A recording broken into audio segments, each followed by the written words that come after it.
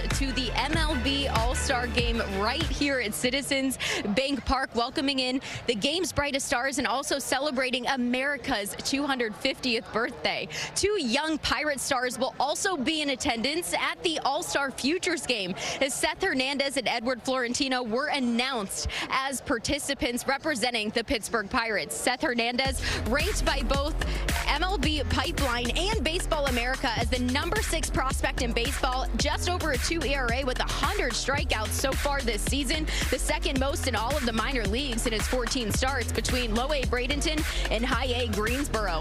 Edward Florentino, top 35 prospect in baseball, was named the top prospect in the 2025 Florida Complex League last year.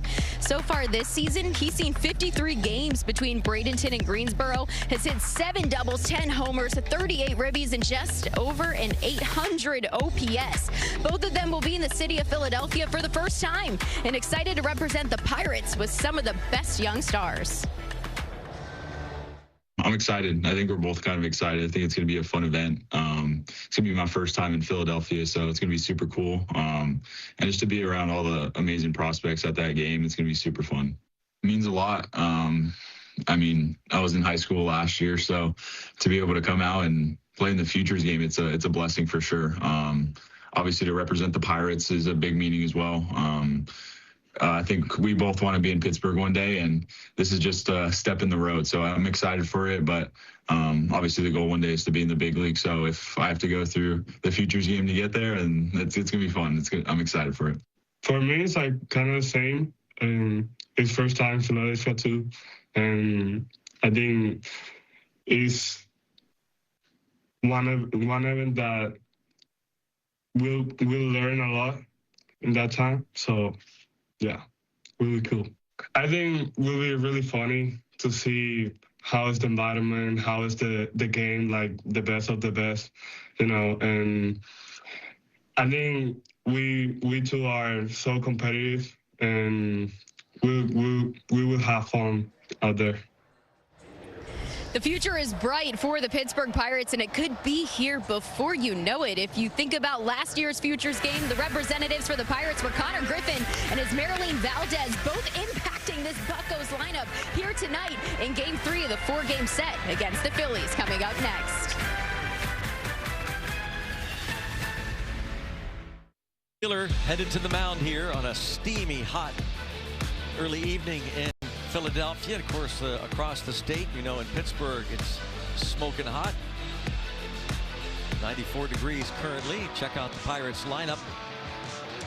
It is Connor Griffin leading off with Brandon Lau back at second base. The DH, Brian Reynolds. How about Esmeralyn Valdez in right field and hitting cleanup? 5-game hitting streak. Brian O'Hearn at first. Nick Gonzalez bats 6th. Jake Mangum also back in center field. Tyler Callahan is in left, and Henry Davis, of course, catches Paul Skeens. And Zach Wheeler, really good after coming off the IL. 12 starts, 8-1, just a 2.03 ERA. Opponents hitting just 176. Quite a month of June. 4-0, 171 ERA last month, and underway. Griffin, no surprise, aggressive first pitch swinging. Update the temperature at 96 degrees. Warmer than I thought. 0-1. Broken bat, bouncer, and trying to barehand it, but Wheeler, the veteran, recovers and casually on to first to get Griffin. He's a Gold Glove finalist and a Gold Glove winner himself 3 years ago. And he's helped out on the right side by Bryson Stott at second, Bryce Harper at first. Trey Turner and Alec Bohm on the left side of the infield. Bohm made a couple of really nice plays last night. Brandon Marsh, Justin Crawford, Gabriel Rincones Jr. in the outfield left to right. JT Realmuto catches Wheeler. Here's Brandon Lau. The Pirates tried everything again last night, sitting their lefty batters, including Lau and O'Hearn and Callahan, trying to do something against Christopher Sanchez, who limited them to just 3 hits in 7 innings. Yeah, this could be maybe the best 1-2 punch in baseball. I mean, these two guys are so hard to hit. The stuff is so good. And Sanchez, of course, the great changeup. Wheeler And a fastball, he's going to throw it on average about 95. We'll get up there 97, maybe 98. But it just explodes through the hitting zone. Nobody is hitting it. The four-seamer, opponents hitting 119 against it.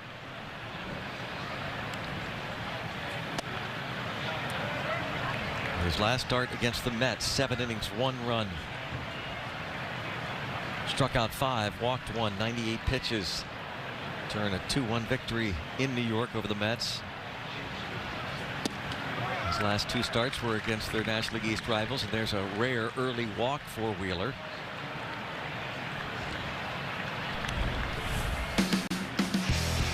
That catch fired by Google Cloud, the Arsenal. Yep, we talked about the four-seamer, and he only throws it, 36% of the time, the sinker. And then you see the batting averages against. Pretty good mix of pitches. The cutter curveball hitters have the most success against, and he only throws that, maybe 10-15 times a game. Wheeler is 6-1. 10 career starts against the Pirates, 2.10 ERA. 3-time All-Star.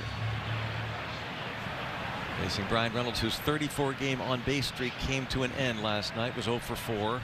He's DHing tonight.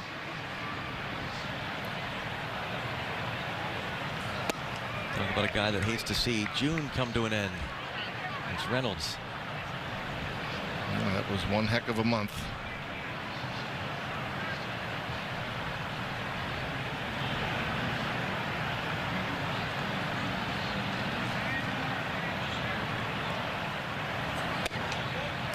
Two and 1. Reynolds a 200 career hitter versus Wheeler, 3 out of 15. Wheeler's given up 8 homers, not much, and a dozen starts. Started the year on the injured list. Had a thoracic outlet syndrome procedure. 3-1, but he's been really good since coming off the IL, and the Phillies have won 10 of his 12 starts. And spraying the ball a little bit early. You like that. Chance to get a couple runners aboard for Valdez. Walked as many as 3 in a game this season.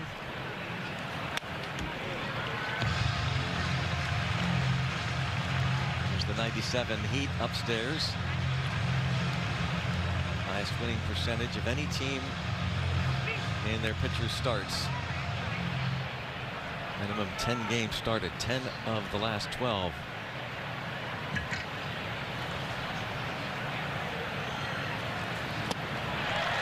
Oh, he strikes him out with a curveball. 2 away. So many weapons, and you're thinking about catching up to that good four-seam fastball. Then he throws that curveball, kind of starts in the same plane as the 3-1 pitch. That fastball was the top of the zone, and then it just dies and drops as it crosses the plate. Here's Esmerlin Valdez. Oh my, center cut. As John said, the fastball explodes. 2 for 3 with a walk last night. Homered, of course, on Monday. Homering in 4 consecutive games.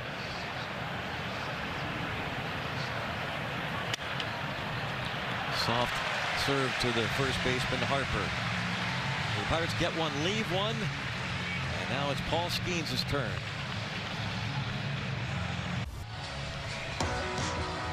Phillies lineup, just like Monday, just like Tuesday, hasn't changed. Turner, Schwarber, Harper. Brandon Marsh hits cleanup. There's Alec Bohm, Bryson Stott, JT Realmuto, Gabriel Rincones Jr.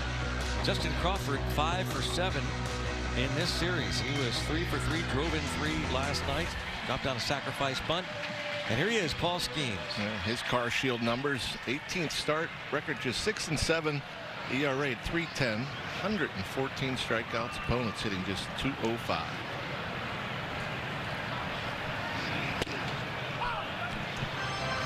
Pretty amazing. Just talked about Zach Wheeler and the Phillies record when he starts, 10-2. Pirates just 6-11 when Paul Skeens starts.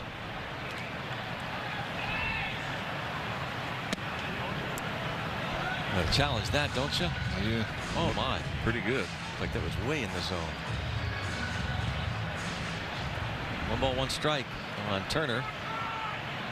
He's homered in each of the first 2 games of the series. And a pop up.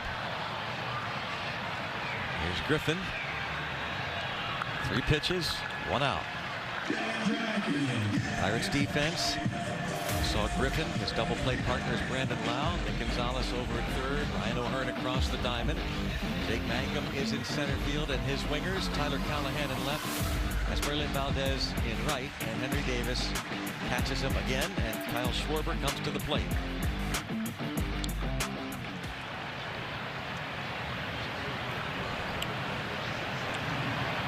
Schwarber, Major League leader in homers with 30. Did he go? Our base umpires Alex Tosi. Corey Blazer is behind the plate calling balls and strikes.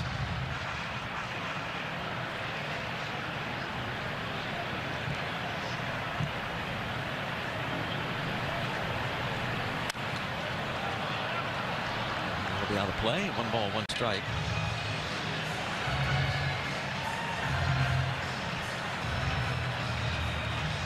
Schwarber is 8th in ribbies. He's 951 OPS. He's 3rd. Leads the league in slugging. 1 ball, 2 strikes.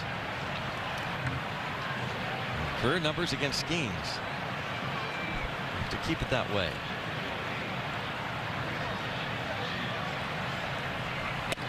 If I remember correctly, Paul Skeens in that last start at PNC Park against these Phils came out, struck out the side in the first. Pretty much dominant the first time through. 2-2.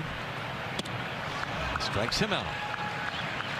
Yeah, he did. He struck out Turner, Schwarber, and Harper. 1, 2, 3. In fact, he struck out 4 of the first 5 Phillies he faced. Rock, what are today's keys to the game presented by your Western PA Buick dealers? Yeah, when you're going up against like Zach Wheeler, you got to have your Cy Young for him. Again, Paul Skeens has pitched very good.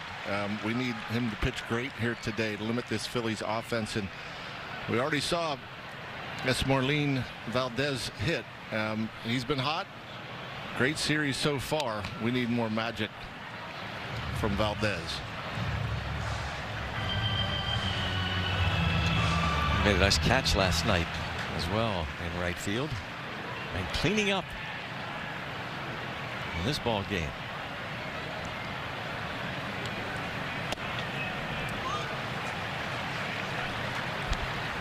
Harper has driven in a run in each of his last 6 ball games. His 54 RBIs, 9th in the league. 2 for 8 in the series with a home run. That's 2-1. You look at Paul Skeens and you think, it's incredible, for numerous reasons. The Pirates just 6-11 in his starts. Sometimes it was the bullpen, sometimes it was defense.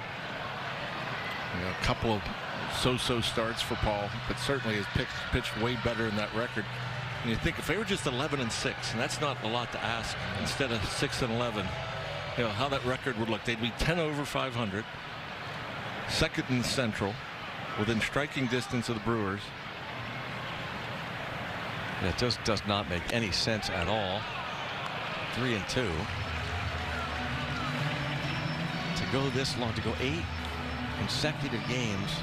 He's on the mound and the Pirates lose. We've said this before. Jim Perry, the 1971 Minnesota Twins, the last reigning Cy Young Award winner, to be on the mound and having his team lose 8 straight the next season. There's ball 4. Harper is on with 2 outs. In that season, 1971, the Twins lost 10 consecutive Jim Perry starts.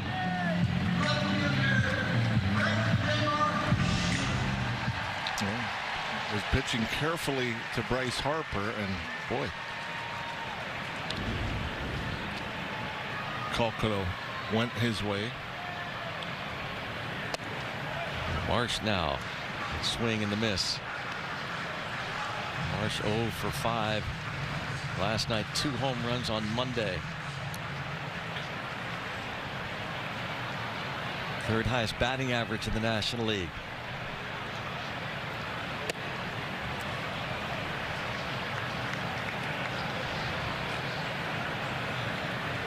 One and one. Otto Lopez of the Marlins hitting .333. Luis Arraez of the Giants at .331. Then Brandon Marsh has .317 batting average. 1 ball, 1 strike.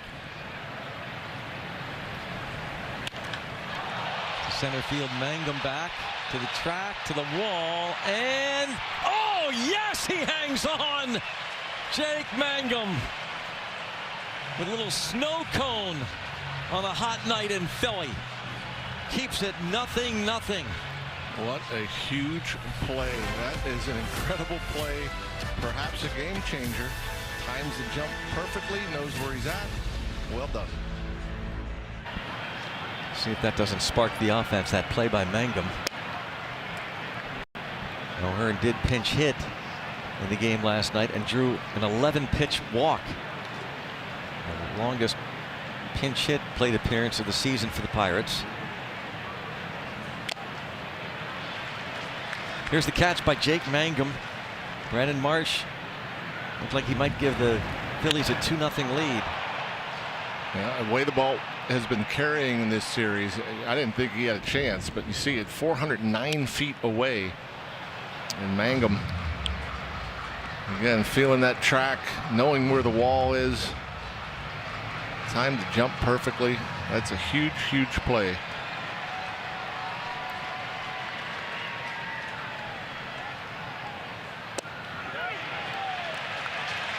And O'Hearn can't hold his swing. That's the second strikeout for Wheeler.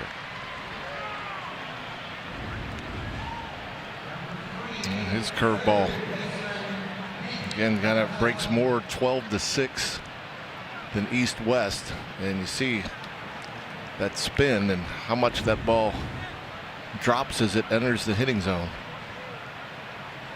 And hard to lay off.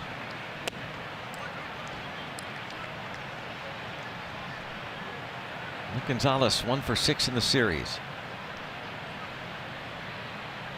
36-year-old from Smyrna, Georgia, Zach Wheeler. Big sweeper. First round pick of the Giants back in 2009. He was traded to the New York Mets in July of 2011, a deadline deal. Shocked the rock time. Ball up and in, 2-1. Do you know for whom he was traded? In 2011 from the Mets. From the Giants to the Mets. So who did the Giants get from the New York Mets in 2011? Well, that's a long time ago. 15 years ago. That is a long time ago. Very, very long time ago. 2-2 count. And a base hit to right. Nick Gonzalez. Once again, great approach, Nick Gonzalez. Staying short and quick. Yeah, that's the four-seam fastball up out over the plate, going with it. Here's Jake Mangum. Mickey G aboard. Mangum didn't play last night. 1 for 4 on Monday. As he dropped down a bunt for a hit, foul tips it. Said he wanted to be in there last night, but admits that has given him a little bit of a fresh start for tonight. 0-1 now. Just 3 plate appearances against Wheeler, 0 for 2 with a walk.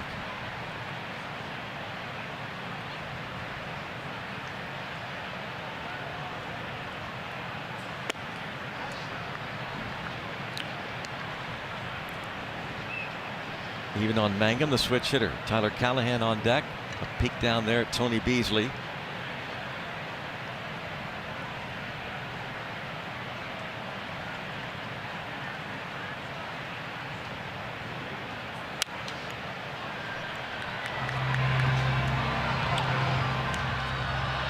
Four-seam fastball from Wheeler so hard. That's what's so impressive about Nick Gonzalez being able to get on top of that pitch. As it kind of stays on the same plane. He doesn't get many ground balls off that pitch. More of a fly ball pitch. Pop up left field. Marsh over and there. Ball held up for him. 2 outs.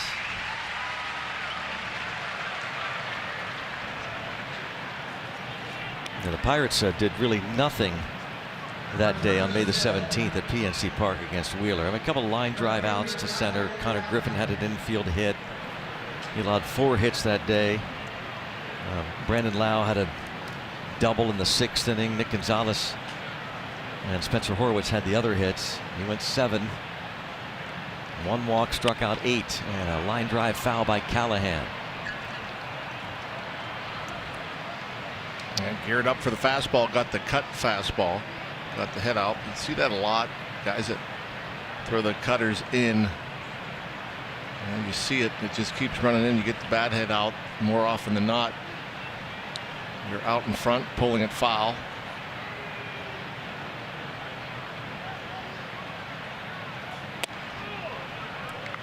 Takes the splitter.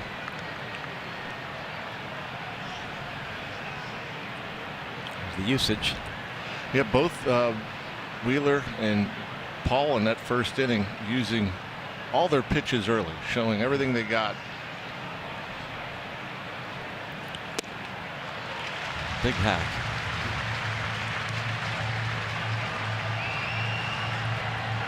Interesting decision to do that, to show everything early. Yeah, some guys will come in and be a little more fastball heavy.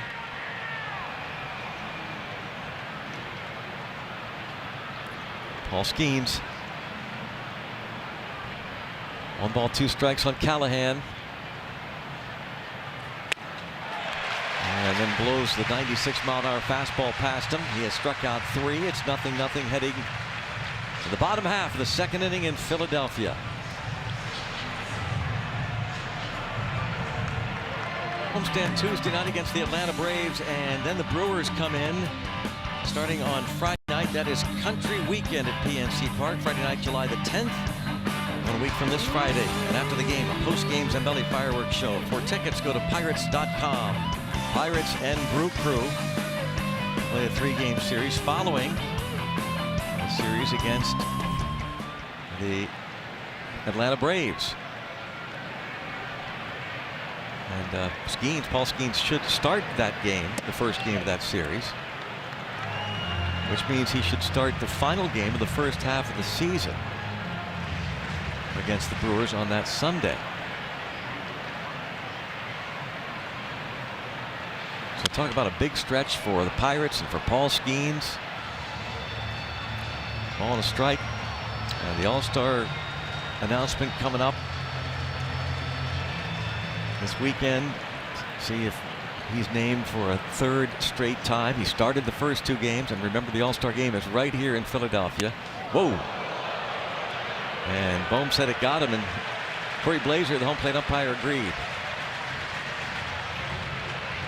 Yeah, it's something you'd hear more than you'd see, because the ball didn't really look like it changed directions, and looked like maybe just got a piece of that front bicep, maybe the tricep guard that a lot of these guys wear. It's Christopher Negron, bench coach. 7th batter that Skeens has hit this season. The batter now is Bryson Stott. 2 for 3 with a walk in last night's game. Takes the sinking fastball, the 2-seamer for a ball 1. It looked like that was meant to be away. You don't see Paul Skeens miss location that much. And typically, if he's looking to throw it away, if he's going to miss, he's going to miss away, not to the other side of the plate. There's every outing, every pitch under a microscope with Skeens.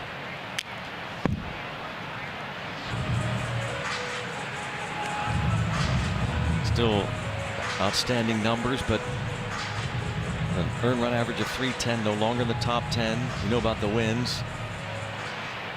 Strikeout total 114, good for 5th in the National League, one back of Braxton Ashcraft at the start of the day. Yeah, it's interesting. That's a question you get asked a lot. What's wrong with Paul Skeens? I mean, and you say, what do you mean, what's wrong with him? Yeah, he's got the 3rd best whip, walks, hits per innings pitched in the league. I guess he set a pretty high standard. Everybody expects him to be the best in the league, and he's one of the best in the league for sure. You know, the numbers the last couple of years would suggest he was the best, but he's still pitching really good. Line drive past Ryan O'Hearn. This will put runners at 1st and 3rd. Nobody out for the Phillies. And unfortunately, because he has set such a high standard, things like this, it didn't seem to happen all that much his first couple of years. You always worry, especially a hard thrower like Skeens. The guys will shorten up, and when you throw the breaking ball, especially in the zone, inner half of the plate to lefties, if they're looking to stay back, hit that fastball the other way, they're usually in a position to hit that breaking ball when it's on the inner half. And that's where that slider was, down toward the bottom of the zone, but on the inner half, and Henry Davis calls timeout. JT Realmuto at the plate. Stott has 16 stolen bases and has not been caught yet. Skeens has been tremendous holding runners since the first time he came into pro ball. Quick move to first, pretty quick getting the ball to his catcher. So really not a lot of attempts from Paul Skeens. Realmuto has been hit by a pitch in each of the first 2 games of the series. He's a double play candidate.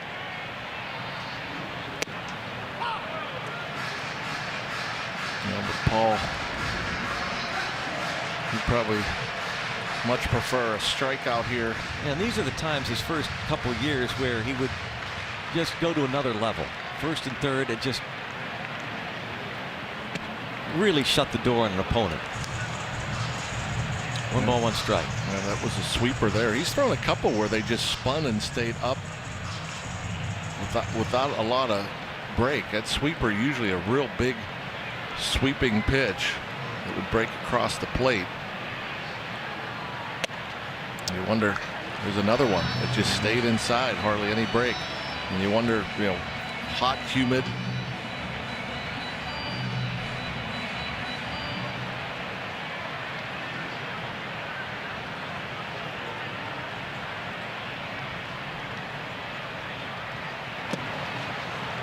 Three and 1.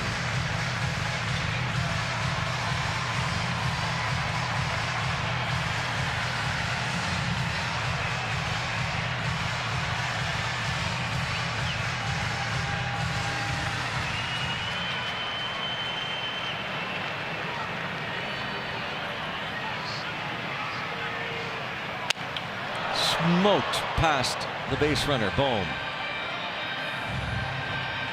No doubt. He was 100% certain he was getting a fastball, got it, and he didn't want to get jammed on it, so getting the bat head out.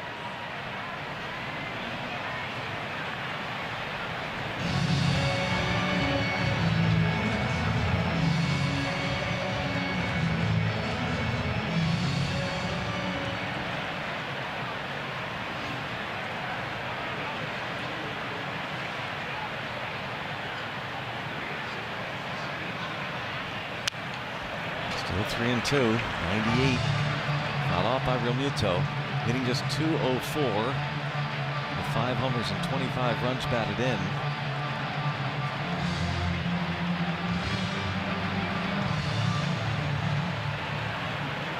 Realmuto is just 1 for 2 against Skeens in past matchups. Yeah, that game we talked about at PNC Park earlier this year. Realmuto had a hit, and I believe the first inning he gave up a couple of runs. Turned out to be a big hit at the time. And it was on a breaking ball. It was a 5th inning where they scored 2 runs against him. Oh, almost. He struck out 7 in those 5 innings against the Phillies back on May the 17th.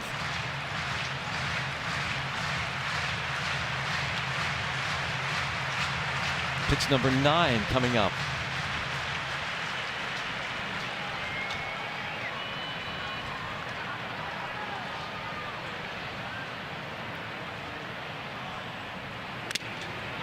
Another foul, and again Henry Davis, who last night took a foul ball to the mask that nearly toppled him over, certainly had him leaning. This time the home plate umpire looked like assisted Corey Blazer. Still 3-2 on Realmuto, the Phillies catcher. Oh, what a pitch, a changeup, right on right. It's a huge pitch right there.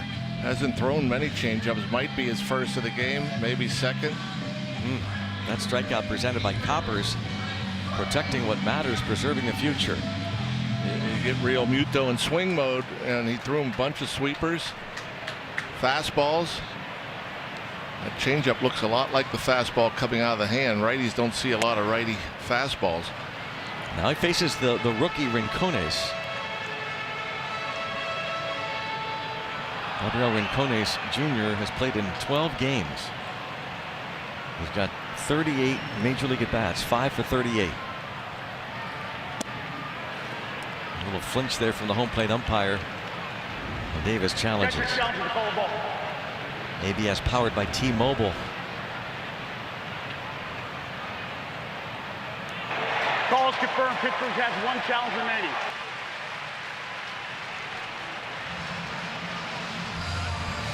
Disappointed Henry Davis loses one of the 2 challenges the Pirates have.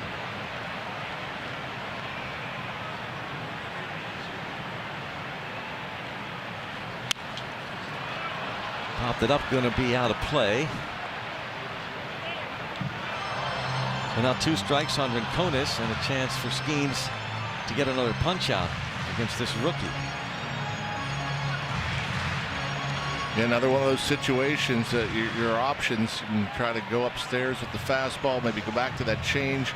Just want to be careful. Again, his breaking ball has not been great location wise. You don't want to leave anything breaking in the zone to this lefty. Misses badly with that 4-seamer.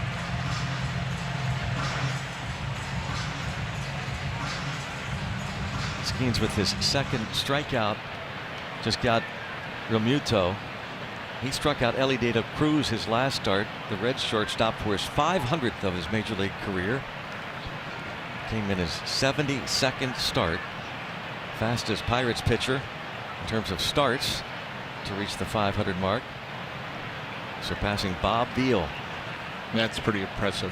Took the big lefty Bob Beal 77 starts to reach the 500 strikeout plateau.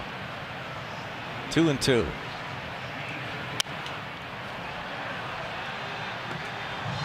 Still even.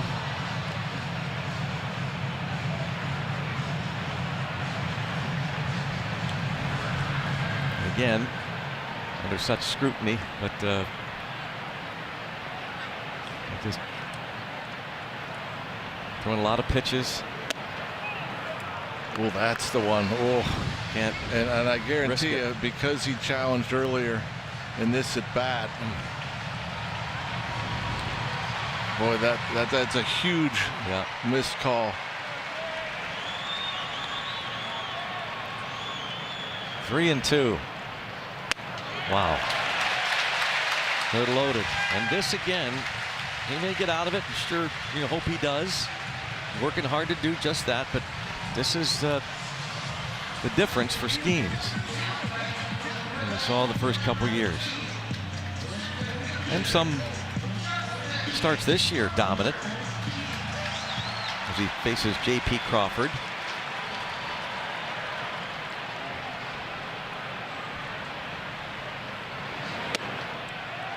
Yeah, as far as seeing that fastball get sprayed like that. This the command for Paul. He's spraying it as much as I think we've ever seen him. He's walked guys before, but he's usually right around the edges, right around the zone. Tapper toward third and to the plate. Hits the runner. Gonzalez fires right into the back of Bohm, and so 2 runs score.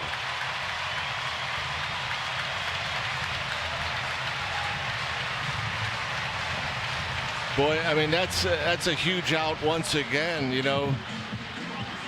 And Bohm, I'm sure, ran into the running lane. You see he's in foul ground. You see him running inside the line. And for one, where Henry's set up, I think Henry's got to get to the first side. See where he's at. He's got to be on the first side. He's got to give an inside target there.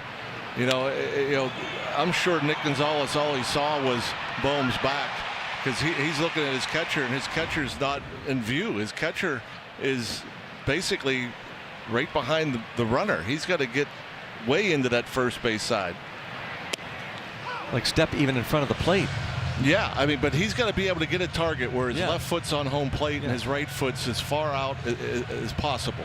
I mean, I still think you got to be on the plate because it wasn't that routine, so he can't be too far off the plate, but he can kind of just get out there and straddle basically the left-handed hitter's batter's box. Trey Turner is going to give the Phillies a 5-0 lead with his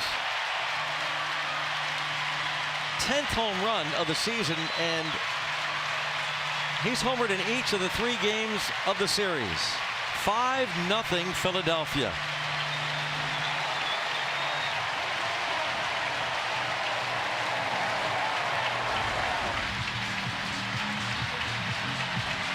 And again, that breaking ball that just isn't breaking. He's just not getting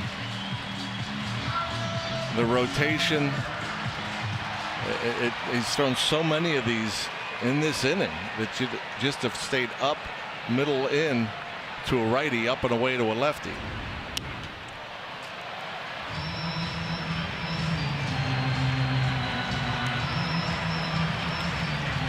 Turner has homered in each of the 3 games of the series. 10th allowed by Skeens. Gonzalez charged with the error, but again, Henry Davis didn't help, and his ball's popped up.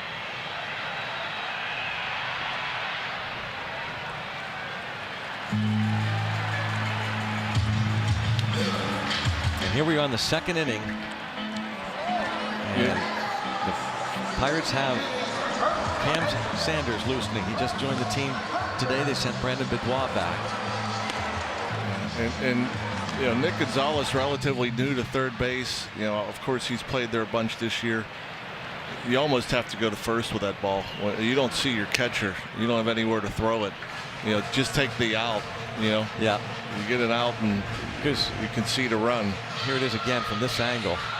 But you'll see, like, he's got nowhere to throw. Just throwing it right at him, basically.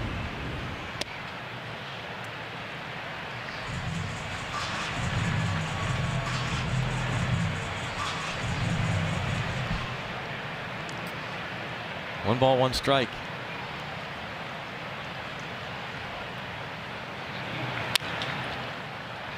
Harper walked in the first. 8th man to hit in the inning. It started with a hit by pitch. Bohm just clipped. Bryson Stott then hit that liner past O'Hearn. He struck out Realmuto. He walked the rookie Rincones.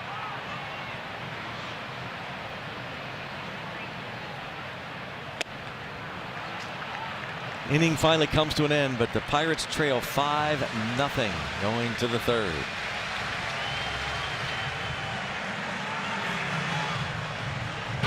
Well, moments ago, Chris Truby, who works with the infielders, trying to talk to Nick Gonzalez about that play. Yeah, a teaching moment. Address it again. Nick Gonzalez, relatively new there at third base, and I'm sure he's giving Chris Truby an explanation. And but I also think there has to be a conversation with Henry Davis as far as his positioning to receive that throw. Made me think of Ke'Bryan Hayes when he was here, and of course, an elite third baseman, and so good. And how many times I've seen him on a play at the plate as he's fielding the ball. Ke'Bryan Hayes would find a way to put himself in a position to get that throwing lane. Nick kind of caught it and went into the throwing lane. Ke'Bryan Hayes would find a way to get out of the give himself a better angle. Yeah. It was so subtle but so good. But again, I think right there, if Nick tells Chris Truby, about what he saw, he's thinking home right away and maybe trying to lob it over Bohm. Not sure, because again, Henry's basically behind Bohm from Nick's vantage point. But for me, it's almost like if you don't have a target, get an out, go to first.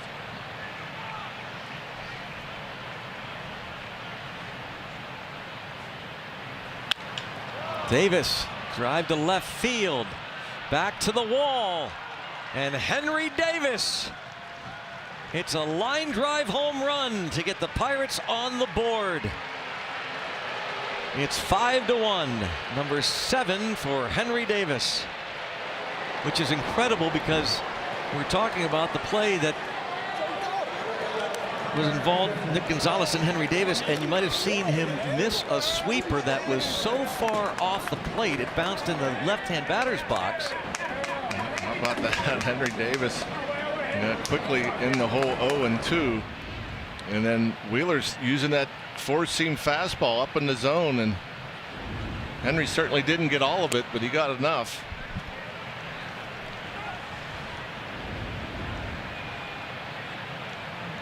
See that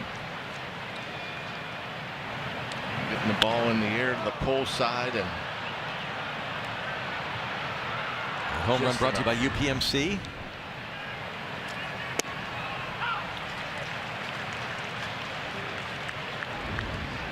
Just the 9th home run off of Wheeler this year, and number 7 for Henry Davis, who now has homered 5 times his last 20 games after he hit 2 over his first 35 games.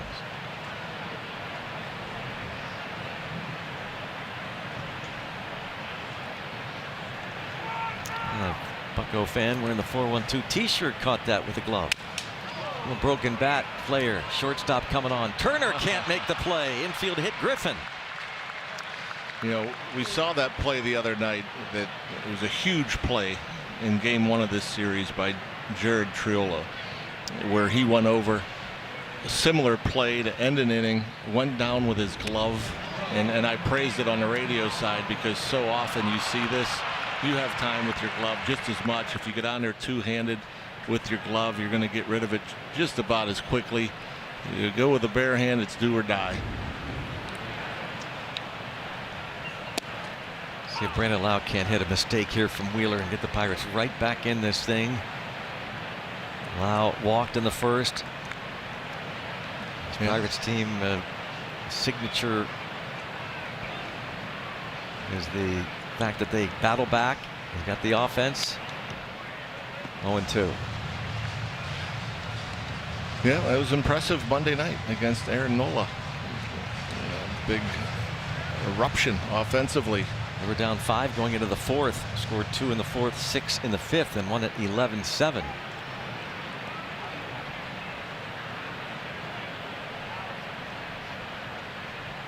They don't give up.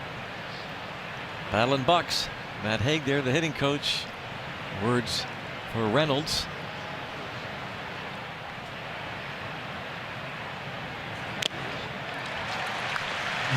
Fastball. Strikeout number 4. 1 out.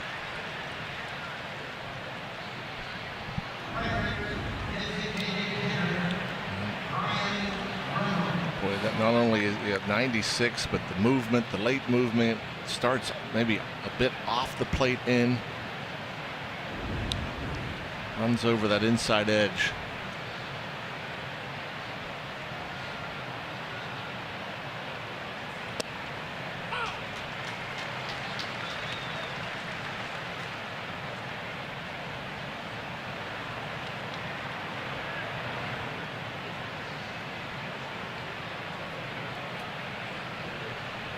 Oh, 1 count on Brian Reynolds, struck out in the first.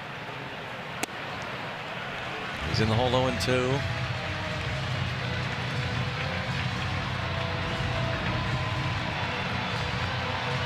Yeah, big curveball again.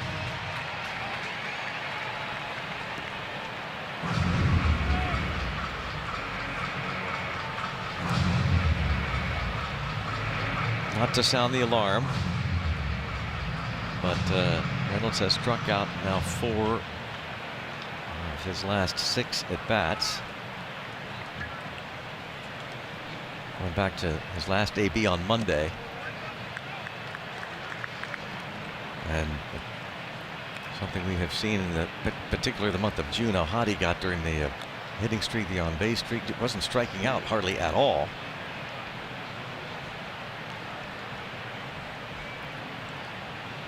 One ball, 2 strikes.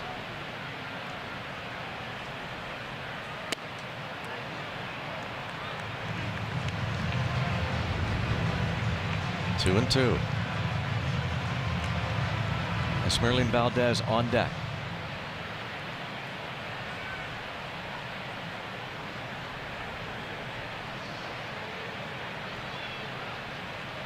Runner goes. Ball 3. Stolen base, Griffin. Griffin with his 16th stolen base. JT Realmuto's throw not in time to get him. Boy, he gets the top speed in a hurry. He does. A good jump. And Realmuto always been a real good defensive catcher, good thrower. Griffin caught stealing once this season. That's 16 steals, and now a chance for Reynolds. 3-2. He does. He goes the other way with a base hit. Beasley will wave home Griffin, and it's a 5-2 ball game. Leadoff home run for Davis. Infield hit Griffin. Steals second after the strikeout, and Reynolds brings him home.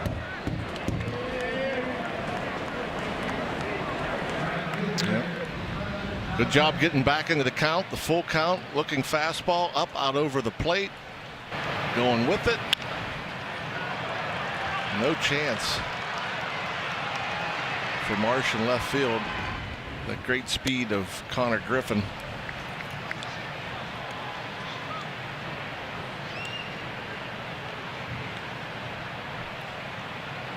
The speed that showed itself with this infield hit. Turner hurried and attempted barehand play, and then the stolen base. And here he is.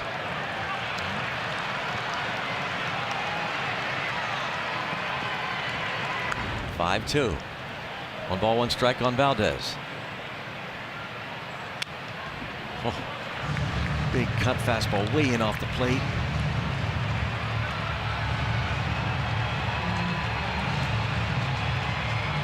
A soft liner to first baseman Bryce Harper in the first.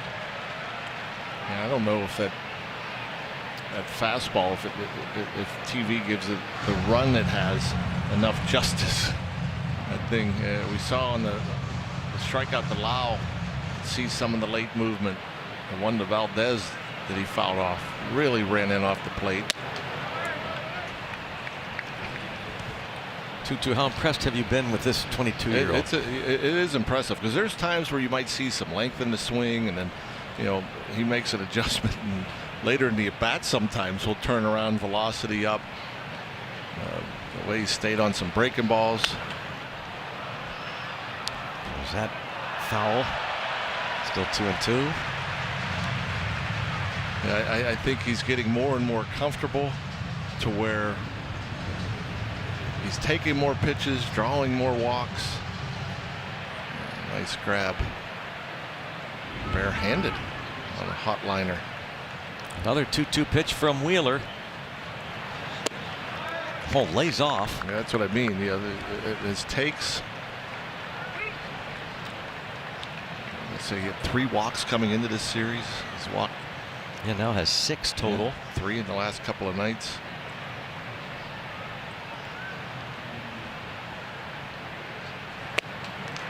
But Wheeler, that high heat gets him. 5 strikeouts for Zach Wheeler. Yeah, talked about his numbers with his fastball. Opponents hitting nothing against him. 119 coming in. Righties 045 against that 4-seam fastball.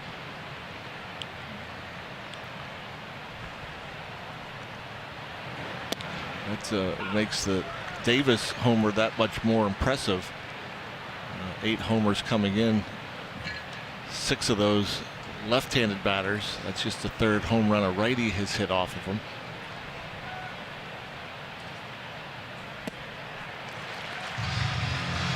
Out in front 0-2 now.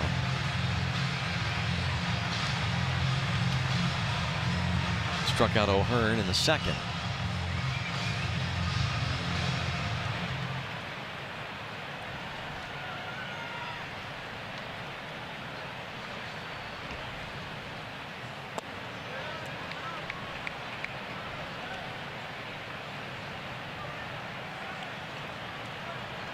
Wheeler pitched 7 innings his last start, 4th time this season.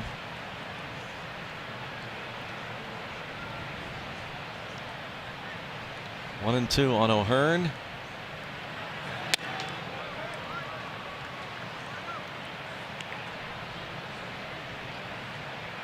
His pitch count climbing. Oh, just look at that. He's gone 100 once this season. 104. I'm sorry, twice. 104 pitches twice. 2 and 2.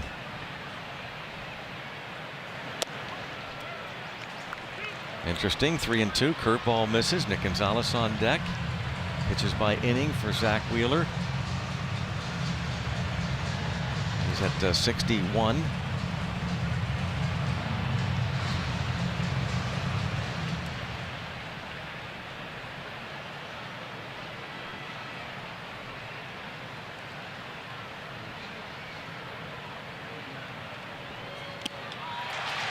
He strikes out back-to-back hitters, 3 in the inning, but the Pirates get 2. The home run by Davis, the RBI hit from Reynolds brought in Griffin, and the Pirates are now down 3 as we go to the bottom of the 3rd inning.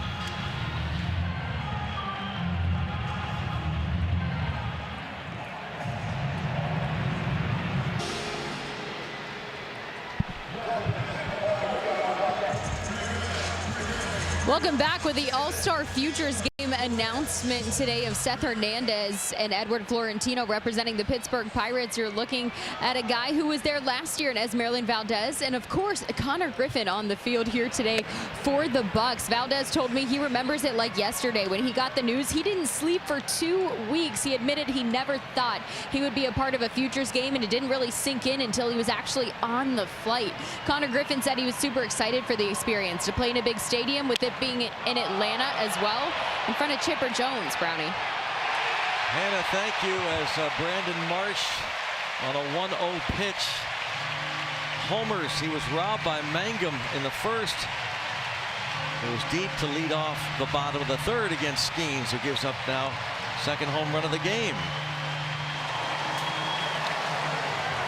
He's been locked in, and anytime talked about it, throwing that breaking ball into a left-handed batter, and that breaking ball just hasn't been sharp for Paul Skeens tonight. This one left up, middle, maybe middle in. Yeah, kind of effortless looking swing from Marsh. Homered twice on Monday.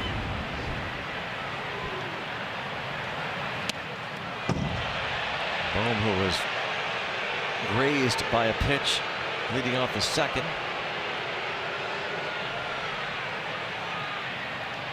By the way, in that 5-run 2nd inning, 4 of those runs were earned against Skeens.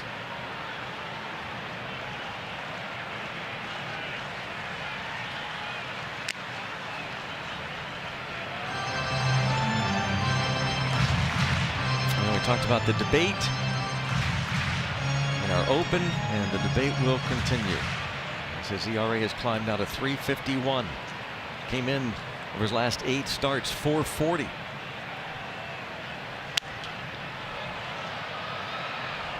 Coming right at Bohm with 2 consecutive fastballs.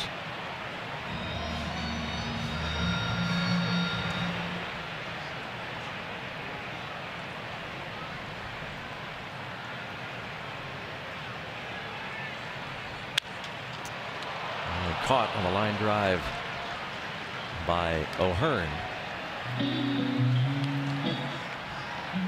1 down. Xfinity batting stats, reliable Wi-Fi at 1 price. Price and Stott. Singled past O'Hearn in the second.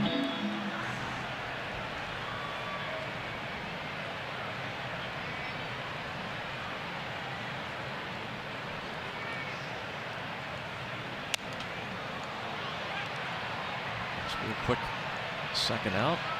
Gonzalez.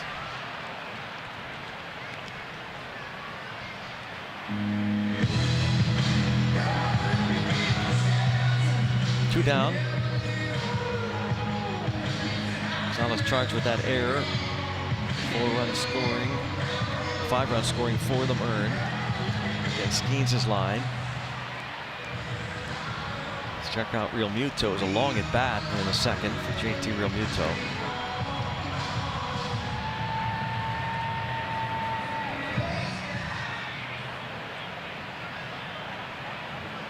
Sixth time in Skeens' career, by the way, he's allowed multiple home runs in a game. It's the 3rd time this season.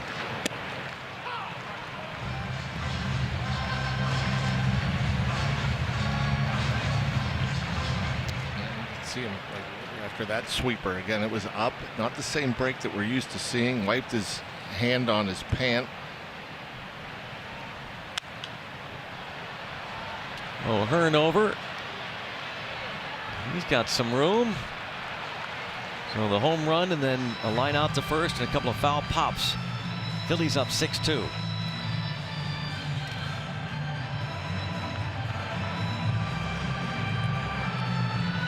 Teams 6-2 on to the 4th. Well, the Pirates grinding, able to score 2 runs in the 3rd off Zach Wheeler. The home run by Henry Davis. Infield hit by Griffin. Steals second. Reynolds brings him home. It's Nick Gonzalez, Jake Mangum, Tyler Callahan in the 4th.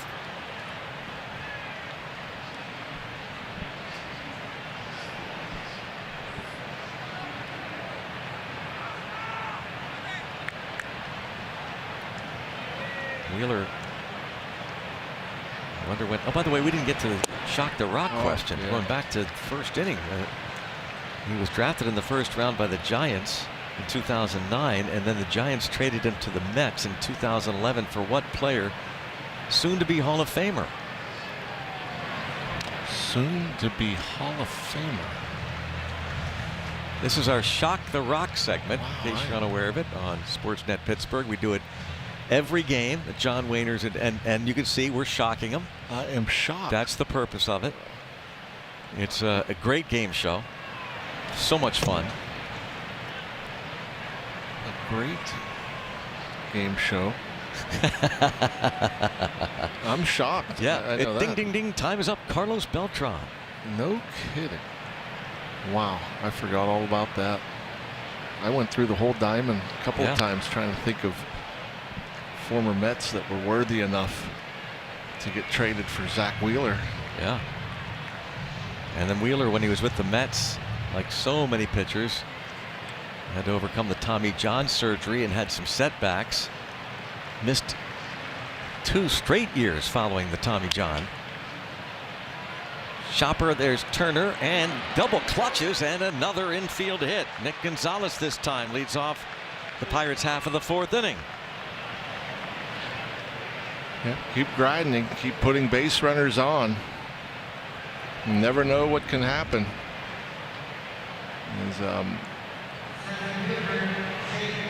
He just didn't get the grip of the ball right away. Kind of had that little hesitation, and that was enough.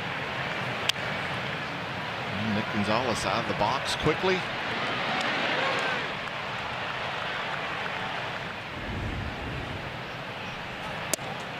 Mangum flied to left his first time up against Wheeler.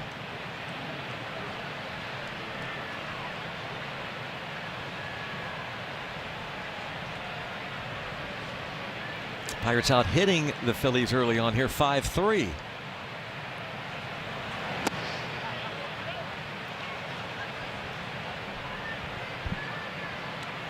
Wheeler missed all of 2015, all of 2016. His free agent year of 2019, final season with the Mets. They talked about bringing him back. He made 31 starts that year, 195 innings. But the Phillies signed him.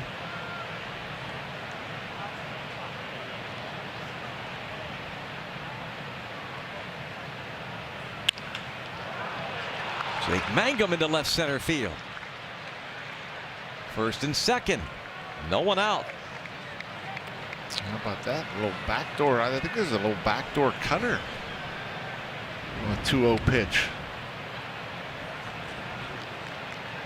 Now that's a great approach. Saw that from Brian Reynolds last inning, picking up an RBI base hit that way. Now Jake Mangum.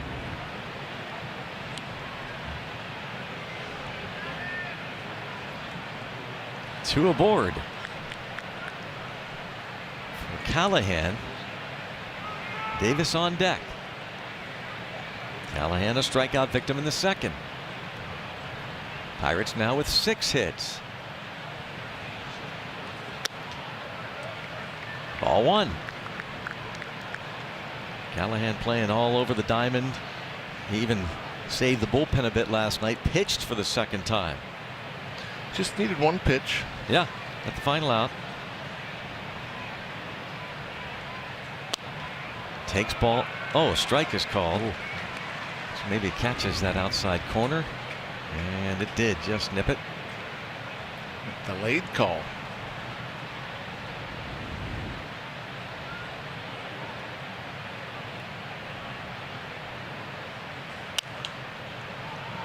Out of play. Callahan in left field as a starting player for the 4th time.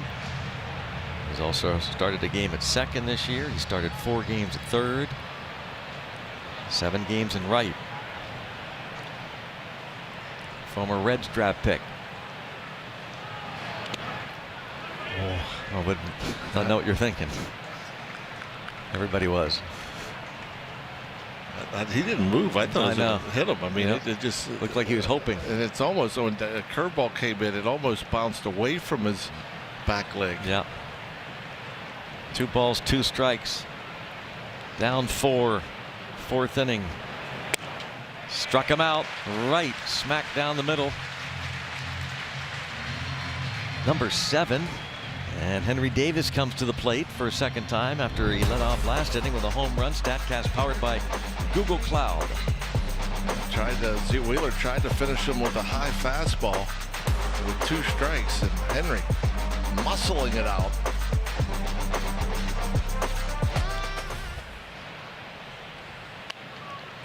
And tries to drop down the bunt, but like last night, fouls it off. Yeah, not a terrible idea. Down 4, need base runners. I'm actually surprised he got another fastball. You know, you mentioned the chase of the breaking ball that was down and away from him.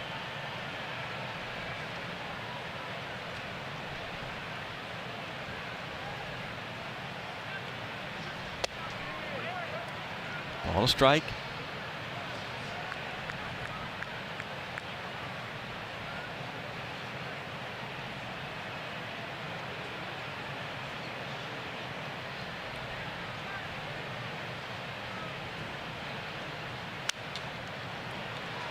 And now he's in the hole, 1-2.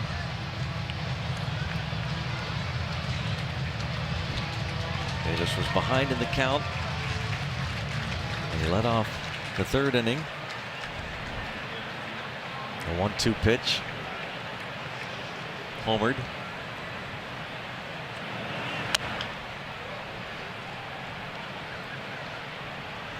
Wheeler, like Paul Skeens, They both have good fastballs, of course, but boy, they keep you guessing. You never know what you're going to get from them.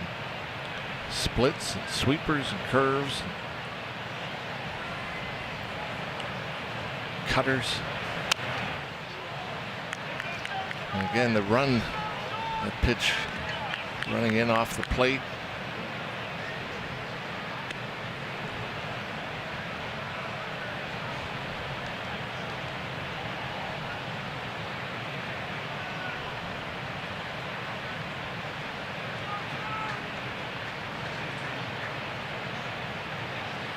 Another 1-2 pitch to Davis. Struck him out. 8 strikeouts for Wheeler through 2 times through the order. Go all in on game nights with MLB Plus. Stream MLB Network 24/7 in the U.S. and select out-of-market games every week. Plus live radio broadcasts of every game. Game Day 3D, big inning, and minor league action. Visit MLB.com/MLB Plus to subscribe today. Connor Griffin now with 2 outs.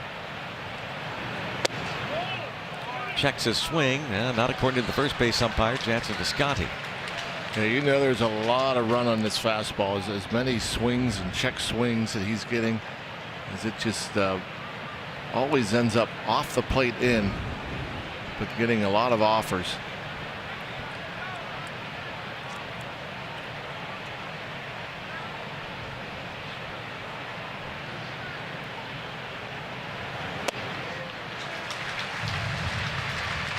Shake of the head there from Connor Griffin. The sweeper, it's 0-2. And then you get that good running fastball on your hands. You start thinking about getting the bat head out, and then he throws that breaking ball away from you.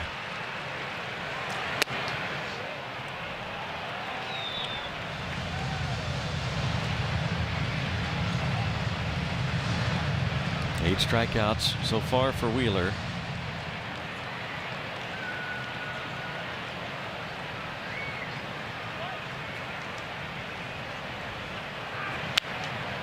Out of play. Season high 9 strikeouts. We're just in 4th. Yep. But done that twice this season. With that pitch count, both of these talented pitchers. Yeah, they're not going to last very long. They might not get past 5. Swing and the miss, and boy, you don't see that much from Connor Griffin. Frustration as he misses the sweeper. And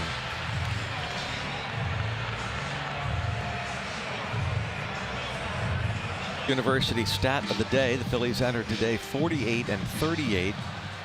Right now the 4th team to go from 10 games under 500 to 10 games over 500 before the All-Star break. Joining the 2018 Dodgers, the 1955 Red Sox, the 1951 Giants. And Don Mattingly took over this Phillies team as they got off to a dreadful start under Rob Thompson. He was fired April the 28th following a league worst 9-19 start. Donnie Baseball has managed 2 teams previously, the Dodgers and the Marlins.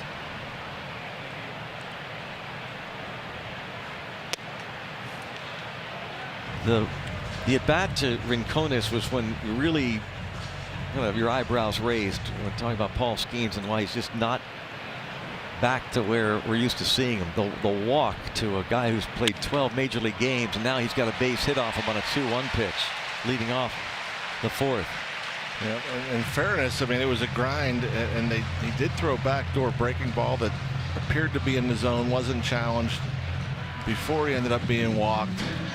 And now, you know, he comes with a fastball. Earlier in this at bat, Paul threw a fastball at 94. This fastball at 95. And, you know, that's been a little bit of a concern to some folks wondering, you know, where'd the velocity go from Paul Skeens? Still throwing, you know, averaging coming in at 97. Line drive right field, and oh, the magician. pulls another rabbit out of his hat. Great diving catch. He's been good out there. Yes. You know, he's a big guy, but he moves pretty well. Banged his knee a little bit. Thumbs up. Maybe a little bit of a clutching the back of the leg. Yeah, he's going and just laying out, catches it right above the turf. He's made a few nice plays in this series.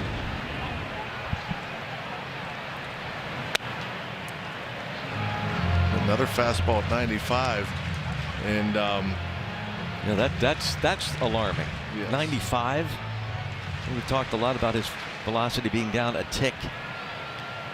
I don't see triple digits anymore, perhaps by design, but now 95. That's and that's a pitch he's always been able to go to finish guys. You know, he could ramp it up when he wanted to. You know, we talked about this. The sweeper hasn't been a good pitch for him. He's left some up. He's backed some up. It's usually a big breaking ball. One hop smash. And there's a sinker at 95 again. You know, you're not used to seeing guys, you know, barrel up his fastball. And so I think with any pitcher, and Paul Skeens is still a young pitcher. He's only 24 years old. Of course, he's had great success his first couple of years. And he's really never experienced, I don't think, what he's experiencing. He's used to going out there and winning baseball games. And of course, we talked about it. Pirates haven't won any of his last 8 starts. He's allowed now 5 hits, 6 runs. Came in averaging 97 miles an hour on his 4-seam fastball, 96, almost 97. So in general, both fastballs, the 4-seamer and the 2-seamer at 97, and averaging 95 tonight.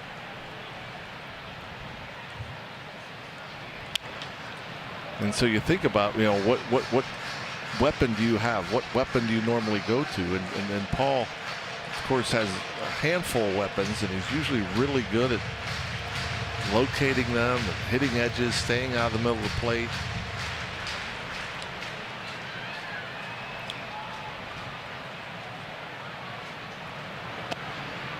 But, you know, I'm trying to think, you know, I guess you'd have to ask Paul, when's the last time, you know, he's kind of felt like this. Yeah. You know, what to go to next, you know. Yeah.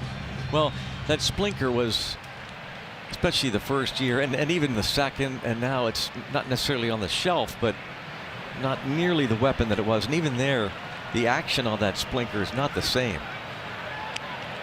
Close. Would you agree with that? Yeah, and it's been getting hit this year because of it. I mean, it's the only really pitch that opponents are above average. I mean, it was called a splinker, John, because it was the hybrid between the 2-seamer and the splitter, and so it would dive away from a left-hand hitter. There, it seemed to almost break in towards Schwarber. Right. 1-2.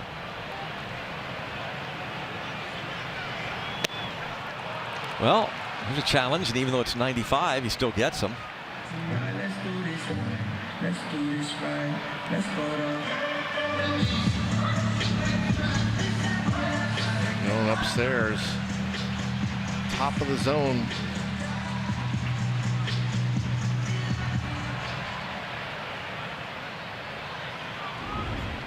Faces Harper.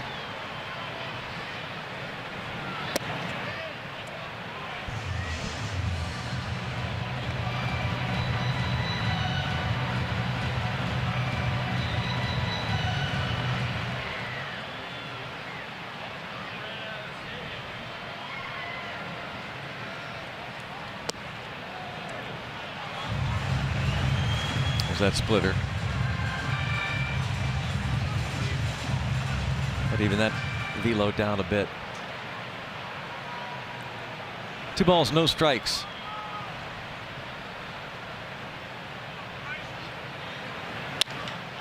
Into left field, coming on Reynolds, and oh my goodness, oh boy, 2-run score.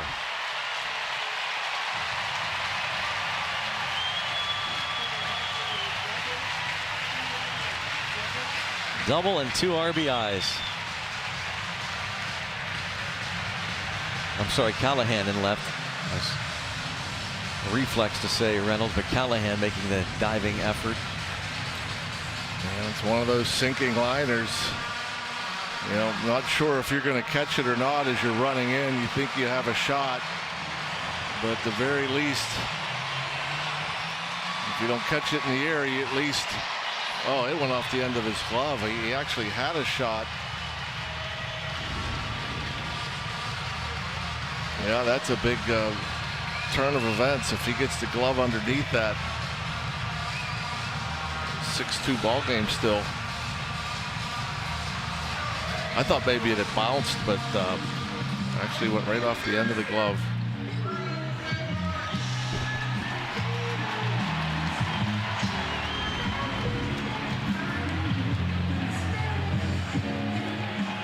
Yeah, more of a lunge than a dive. Just does nick the leather. Well, we've talked about this before with schemes as you try and analyze what is not the same, and one thing is for sure, at least it seems that the defense kind of lets them down more often than not. That's what we talked about with this. The Gonzalez throw, that play. Yeah, that was kind of, that started the season that way. Yeah, yeah. You know, a couple of misplays in the outfield led to him being out of the ball game in the first.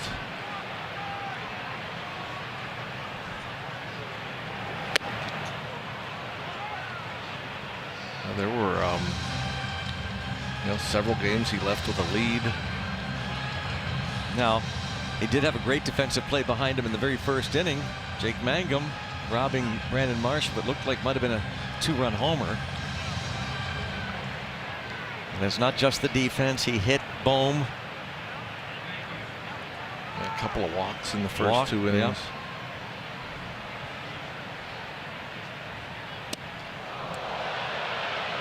But there is no doubt that command is just really off tonight.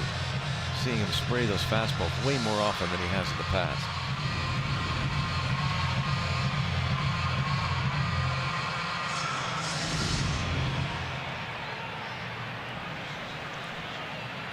New career high, 7 earned runs allowed by Schemes. Strikes out Marsh, but more damage. Phillies up by 6.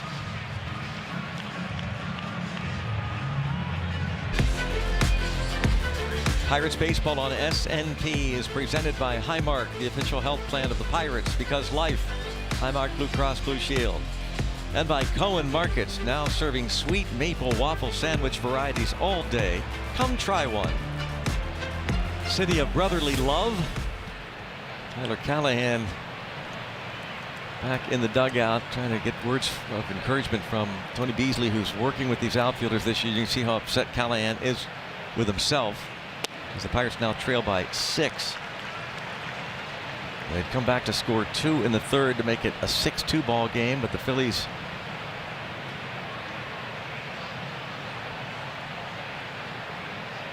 now lead at 8-2.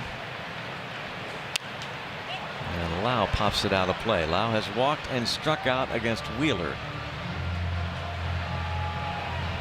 And you see at least Wheeler can approach 90 pitches. If the Pirates can grind it out, they could get him out of here this inning if they do some good work. Yeah, you never know. It looks like you expected just a great pitching matchup today. It's been a struggle for both. Now you'd have to you're the manager of these Phillies, Don Mattingly. You're gonna have to rip that baseball out of Wheeler's hand in this 5th inning. You got to go at least 5 to get a W, and don't tell us that the starting pitchers don't care about wins and losses. That is bunk. Yep. He's 8-1. You don't think he wants to go 9-1? You're dead wrong. 2-2. So he wants this 5th inning badly.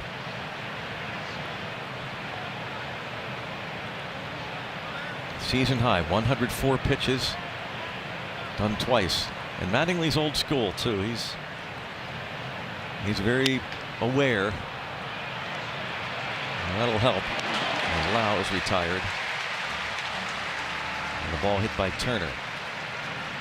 Now looking as though Paul Skeens will go only 4 innings. And what you could classify as perhaps his worst start in the major leagues. 81 pitches, 8 runs, 7 earned. His ERA goes to 3.62. Oh my. And over his last 9 starts, that ERA is close to 6. It's hard to believe.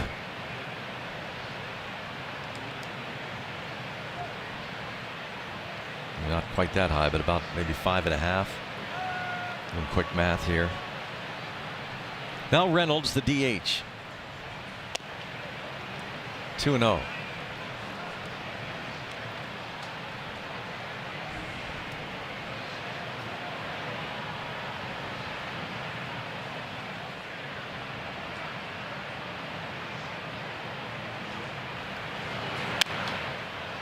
Reynolds had the RBI single in the 3rd inning. Brought home Connor Griffin. His 53rd run driven in on the year.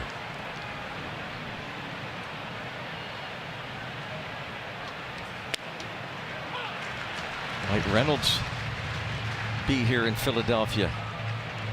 Yeah, I think again in the next couple of weeks, yeah, huh? You would think, yeah, he'd make a case. I mean, I didn't look today, but yesterday, top 10 in OPS. Yep.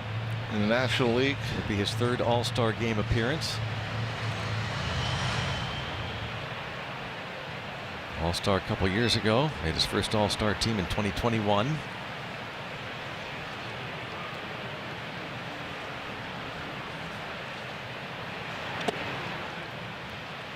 Has worked the count full.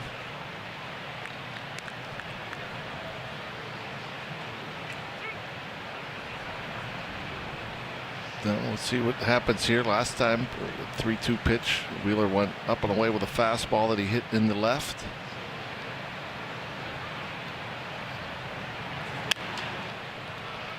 Does it again. Pitch right on the corner. Good job wasting it.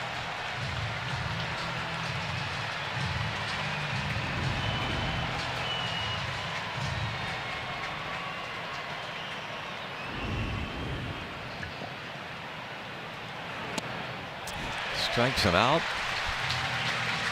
Season high 10 strikeouts for Wheeler. Yeah, late breaking cutter. Almost breaks like a slider. You see the downward action. That is a slider. It's called. They called it a cutter, but you can see the slider spin on that.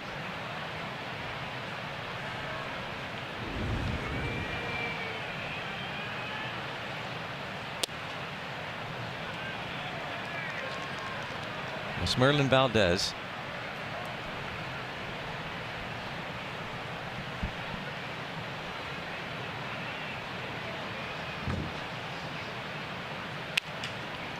And look at him go.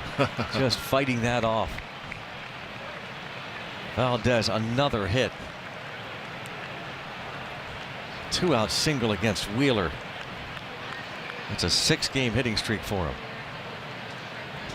How about that? We're in the top of the 5th inning. Both bullpens are working, and there you go. Yeah, he was getting worked in his last at bat.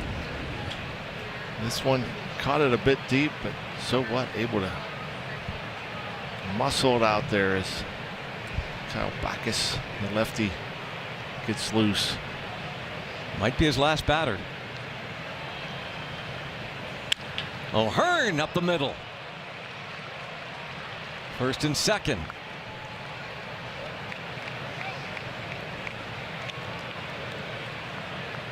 Back-to-back hits. Yep, nothing fancy here, just another fastball out over. And that short, quick stroke from O'Hearn. Caleb Cotham is going to pay him a visit, so they're going to let him face Gonzalez. And again, proving the point that Don Mattingly is trying to give his veteran this opportunity to go 5 and get a win. It's his two big horses, Wheeler and Sanchez, have gone at least 5 in every start this year.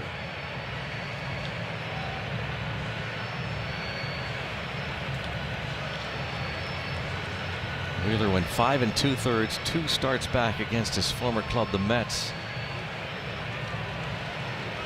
In fact, they've gone 84 consecutive starts.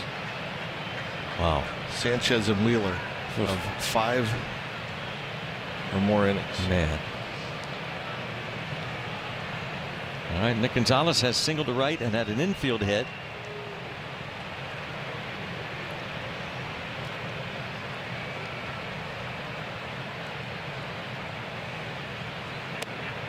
Wheeler strikes out 10 for the first time since August of last year against the Tigers. He had a 12 strikeout performance in July last year against the Reds.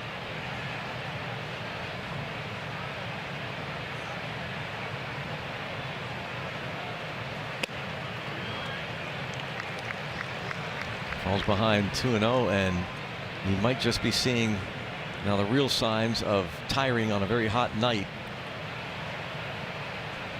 The next pitch will tie his season high. 104 made by Wheeler. Little broken bat pop up over the head of the second baseman Stott.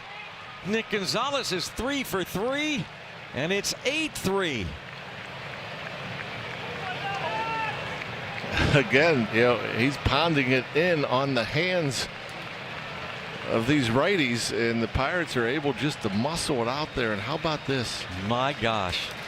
Out before the end of the 5th. He will not get his 9th win. 3 straight hits after he struck out Reynolds. Begrudgingly hands the baseball to his manager. And a standing O for the 36-year-old 3-time All-Star Zach Wheeler.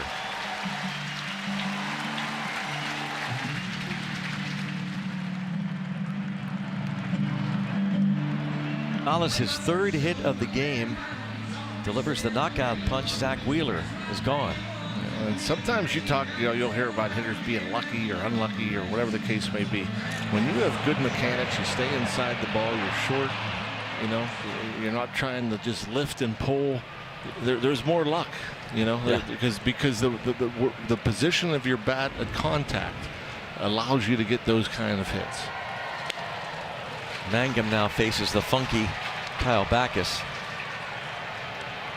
14th appearance, 6 ERA over 12 innings. Opponent's hitting .300.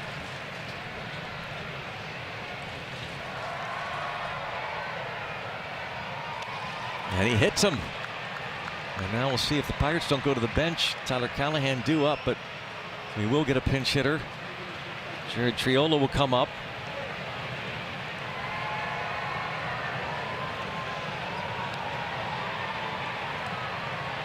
Backus, first year with the Phillies,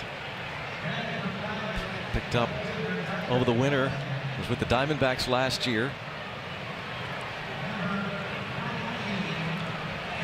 Picked up his first big league win on Sunday against the Mets. He's got a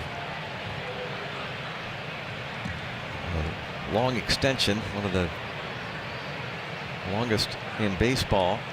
Talked about that with Bailey Falter last year. That release point looks deeper to the hitter. Bases loaded. 2 outs. Hits Triolo. Oh my goodness. To force in a run. It's 8-4. Yeah, and boy, on the outside it looked like that left knee, and you talked about the release point not picking it up. I mean, Jared Triolo, I don't even flinch, didn't have time to get out of the way. Back-to-back hit by pitches, and they're loaded, and Caleb Cotham, the pitching coach, going to go out again. Boy, that got him like, it looked like top of the calf or maybe the out, and then it came up and hit him in the elbow. Ooh. Painful way to pick up a pinch hit RBI. Triolo. And you want to talk about a big spot. Oh my. Now. I mean, it was remarkable watching this offense explode on Monday night. And Yeah, Henry Davis now, huge spot to get the Pirates back in it if he can deliver here. Yep. No, you don't even, not talking home Just run, anything. You know, Hand it over. A flare like Nick and Valdez hit, a gapper, anything. Seeing eye single. Now, wouldn't that be something? We're talking about this streak of losses. Yeah. Skeen starts. If he gives up 8 and we pull it out, that would be something.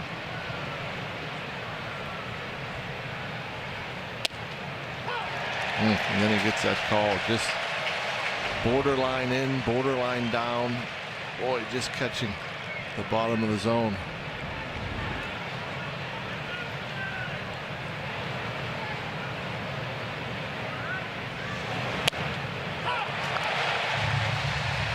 Two strikes on him.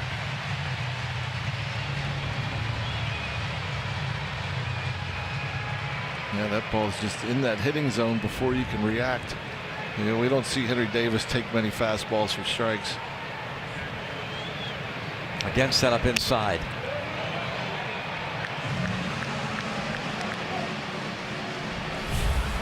Home run. Fastball up with 2 strikes. Muscling it out of here. Still 0-2. Strike 3 called. Oh. Thought about challenging, but he already used one of the challenges early in the game when he was catching. So the Pirates get 2, and it's 8-4.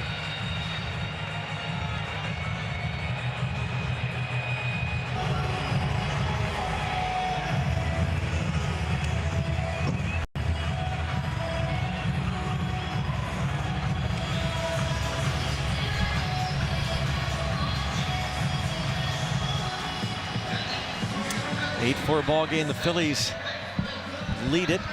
Bottom of the 5th. Nick Gonzalez 3 for 3 tonight. This Pirates pitching change presented by Valvoline Instant Oil Change. Service you can see, experts you can trust. Cam Sanders just rejoined the team today. Brandon Benoit optioned back to the minors. Did a nice job down in Indy.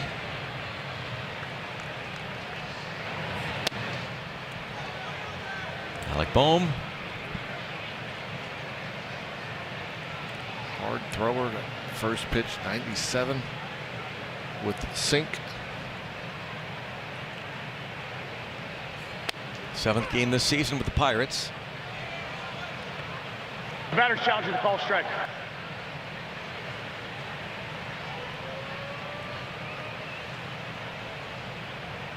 Call's overturned. Philadelphia has 2 remaining. That's the one you don't see umpires miss very often. No. You know, they're set up right over the inside corner.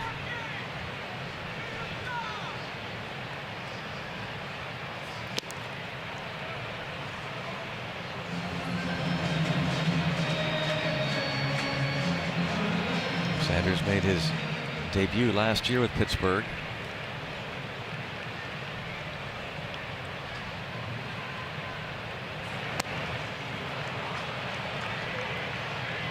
Really fools Boehm with that slider. 2-2. Yeah, talked about it with Wheeler. Start running those 2-seamers in under the hands. You get that righty to start that swing a little earlier.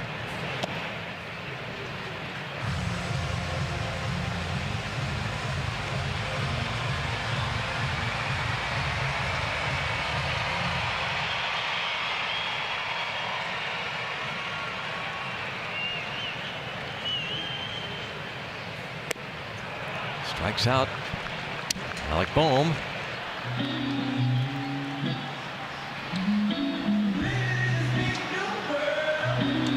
It's amazing how hitters' minds works, you know?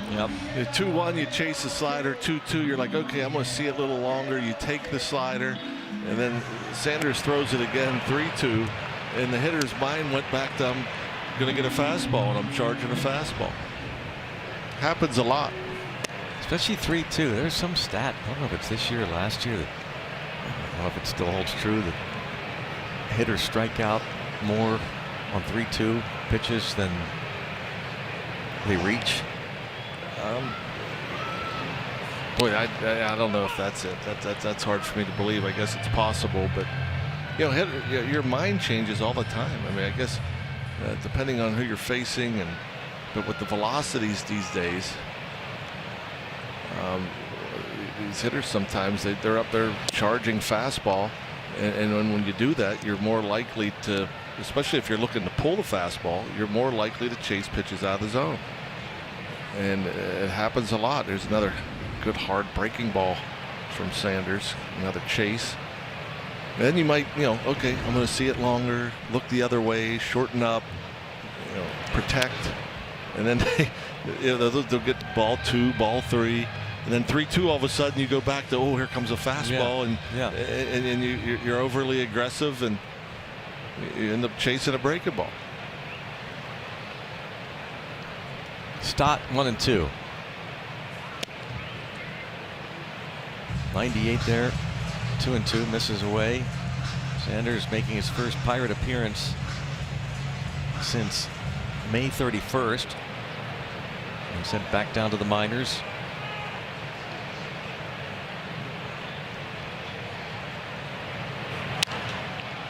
One-handed swing, fly ball right field, and Jared Triolo, by the way, is in right field. Esmeralyn Valdez moves to left. And now here's a message from Levin Furniture and Mattress. Lazy Boy recliners starting at $395 at Levin. Yeah, that goes to show you how much the Pirates trust Jared Triolo in his defense. In my mind, I'm thinking, oh, he might go into first, put O'Hearn out there who's been playing a lot of outfield, but nope. They trust Triolo anywhere they put him. Utility Gold Glove winner 2 years ago.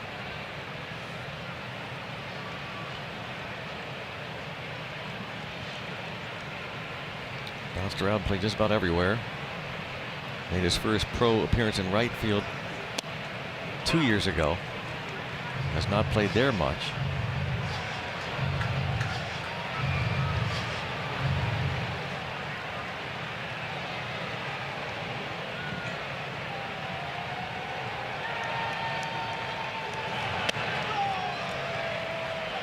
Muto struck out, fouled out against Paul Skeens.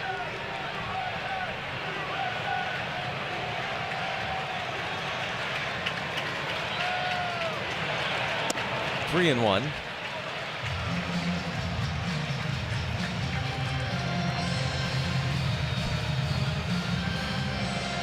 And we'll see.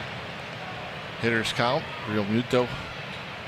He'll be charging fastball. Can he get to it? Oh, misses off. Walks on the 3-1 pitch from Cam Sanders, whose dad was a pitcher in the big leagues for a time. Scott Sanders.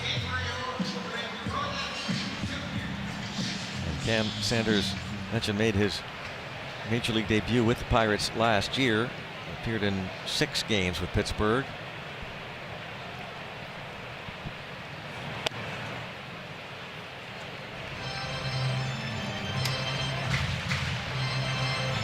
Facing another rookie, Gabriel Rincones.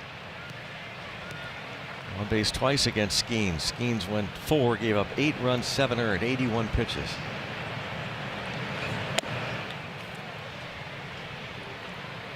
That slider got a lot of break. Looks nasty.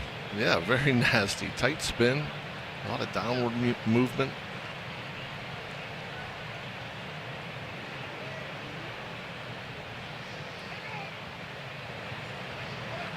Timeout. Certainly throws firm enough with that fastball.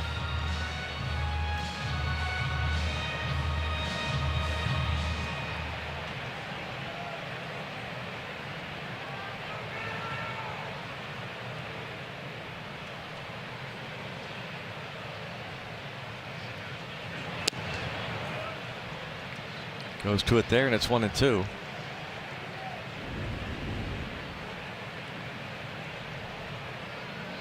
Watch it just drop. almost looks like I don't know if that one just kind of got left out there, but two different shapes. Sometimes you see a little more, I guess, 2 to 8. The last couple look more 12 to 6.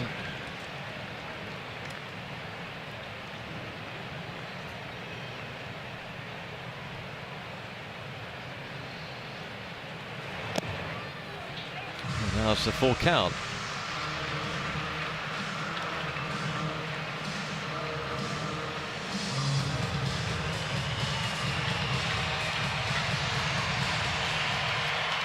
Justin Crawford on deck.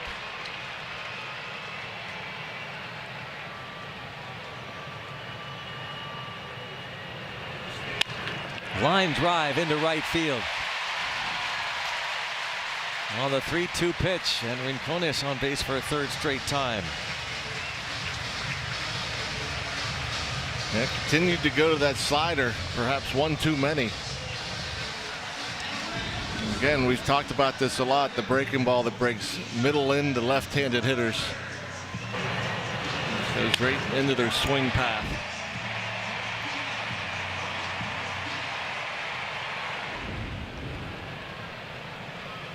So in this case, the 3-2 pitch is a base hit, as Crawford is at the plate and takes a strike.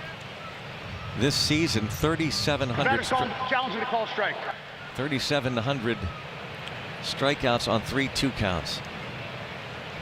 And Calls confirmed. Philadelphia has one remaining challenge. 3,700 strikeouts on 3-2 counts versus 6,276 instances of a hitter reaching base safely. So indeed, that is the case.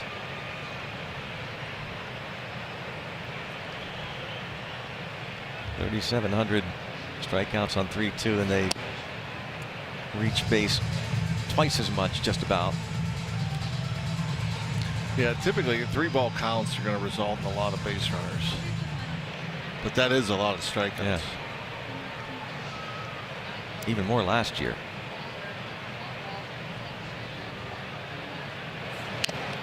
Whoa.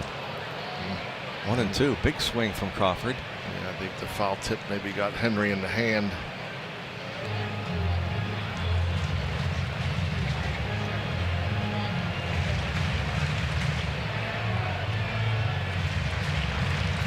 Trying to put a 0 on the board, Cam Sanders here in the 5th. 8-4.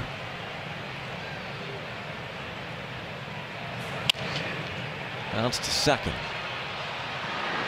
That'll do it. Does put up a 0. Back to the bat rack. Down by 4, headed to the 6th in Philly.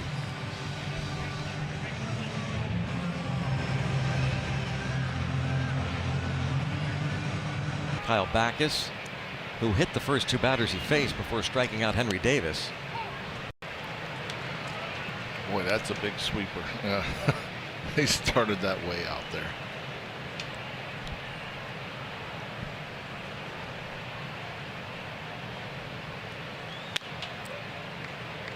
Griffin showed his frustrations, striking out to end the 4th inning against Zach Wheeler. Had an infield hit, scored a run on the 3rd off Wheeler.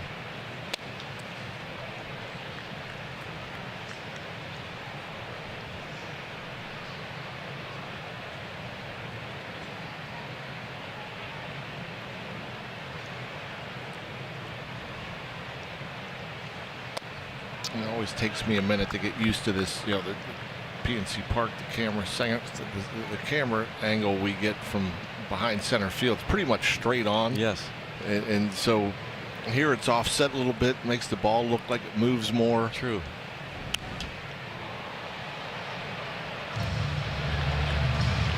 And it's making Backus look unhittable. Yeah. Actually, the way his ball's running and breaking. And the release point, you can barely see it. Griffin calls time.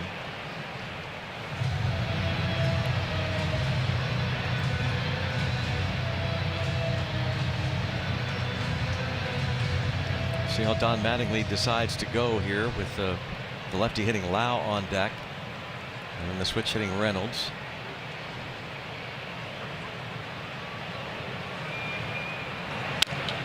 Line drive to left, going to carry out to Marsh.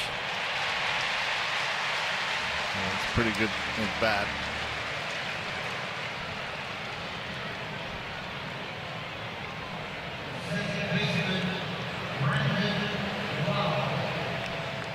Brandon Lau walked, struck out, grounded out against Wheeler. Yeah, he's got to be so tough for lefties.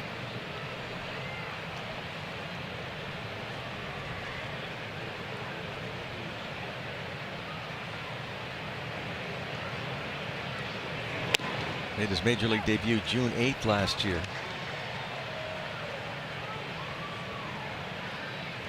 Well, maybe not. Looking at the splits. What do you got? Lefties at 381. Oh my. 8 for 21. Coming into the day. Let me see that release point way out there.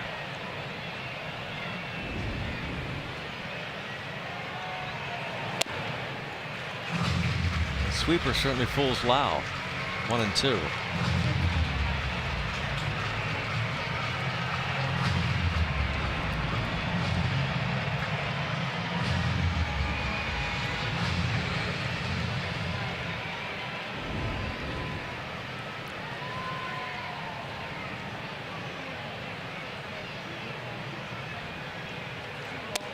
Checks this time.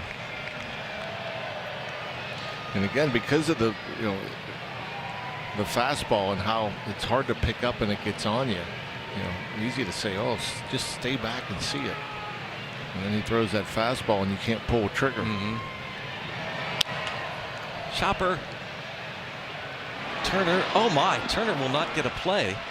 And it'll be an infield hit for Lau. It's a third infield hit to the shortstop for the Pirates tonight. Yeah, I'm not sure he would have been able to throw out Lau. But once again, can't get a handle. The ball must have bounced around in his glove a little bit. Did he have time to go before that hop there, John, you think? Yeah, probably not. Lay back on it. Don Mattingly going to go to the pen again. Yeah, that ball, the second hop was in the grass. That would have been a long way for Turner to try to go. Well, now a right-hander coming on. Seth Johnson. Save money and get discounts on gas. Join for free at club1rewards.cochrane.com. Seth Johnson saw him on Monday, and he pitched 1 2/3 scoreless against Pittsburgh. Big fastball, upper 90s. Reynolds did not face him. He was expecting that fastball. Just 8 games, 9 1/3. 12 punch outs, 5 walks. Struck out 4 Pirates in 1 2/3. 4 in a row. Triolo, Mangum, Griffin, and Lau. And the Pirates come from behind 11-7 win. Seth Johnson relieved Aaron Nola in the 5th inning Monday.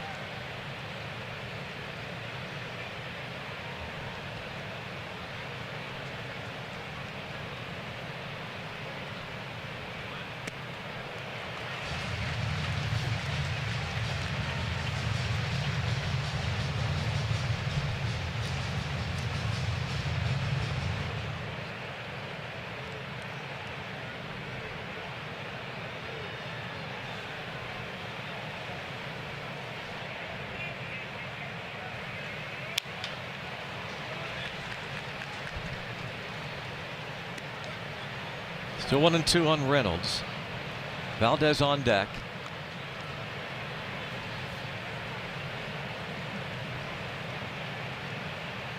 Ninth appearance of the year for Seth Johnson.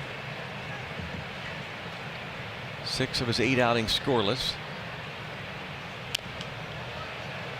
Came up from AAA Lehigh Valley, the Iron Pigs. How far is June? Hour or two? An hour. Allentown. His 3rd stint with the Phillies this season.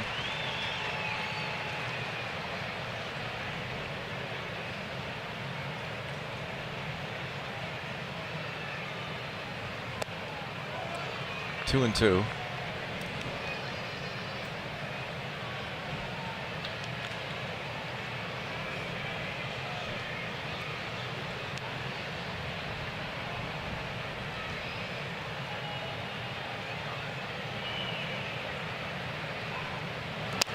Checks called, third strike. Reynolds strikes out for the third time tonight. He did have that RBI single in the third. Two different breaking balls from Johnson. He throws the bigger curveball this time, a harder slider, not as much break.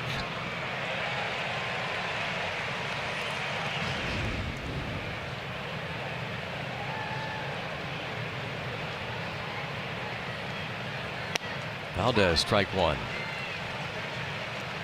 Always such a good pitch, that hard slider. Well, just about any pitch that you could locate down and away at the knees is a good pitch, whether it's a curveball, slider, fastball.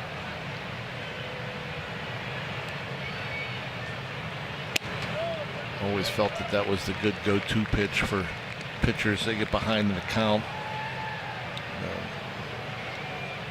Well-located fastball down and away. A lot of times you get a take or a pull side ground ball. Hit hard but foul. As Merlin Valdez singled off of Wheeler in the fifth and scored. He's in the hole 1-2. Tell you what, he got a sinker there, and after two breaking balls, had no problem getting the bat head out. At 94.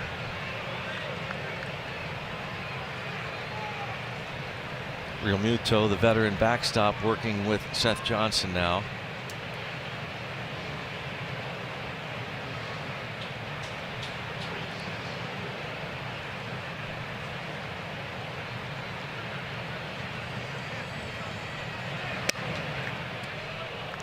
Takes that hard slider just off the plate. His patience in this series has been impressive. You know, seeing the ball pretty good.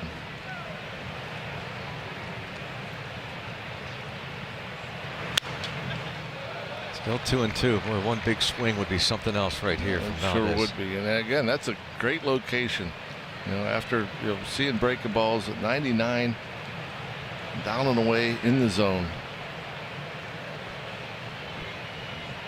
And a good job of wasting it.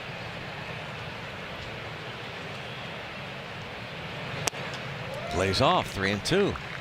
99 miles an hour, that four-seam fastball.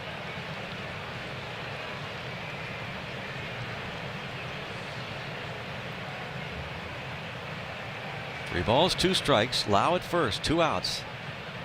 Down 4.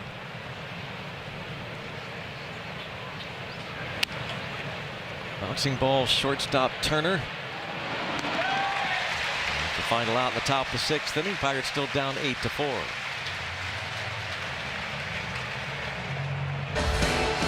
The last time the Phillies saw Jared Triolo in right field, the first time these two teams met this year at PNC Park in Game 2, where Jared Triolo almost made this diving play off the first pitch of the game to Trey Turner. Now, Tony Beasley said a lot of guys won't even attempt the diving plays like Triolo did in that moment. They'd let the ball drop in, just take the safe play, and no one would say anything. But Triolo isn't afraid to make that play. He said when he first heard of Triolo's defensive abilities, he knew he was a Gold Glove utility guy and said if you can do that, you can catch a ball. But when he heard they were planning to slot him in right field that game, he said, what? I've heard about it, but I've never seen it. After that, though, it was all good, Brownie. That was his second career start. I mentioned that earlier, Hannah, in 2024. And yeah, that was May 16th against these Phillies as Turner takes one way in, 2-1. Triolo would be lifted in favor of Nick York that night because that's the game that Christopher Sanchez pitched, and Ryan O'Hearn actually started at first base, and he was pinch hit for early in the ball game. And York went out there to play right. Nick York is currently on the injured list down in the minors. 2-1 on Turner. Sam Sanders with his Second inning of work. Good bit of pitches. Already at 31, but man, the stuff is good.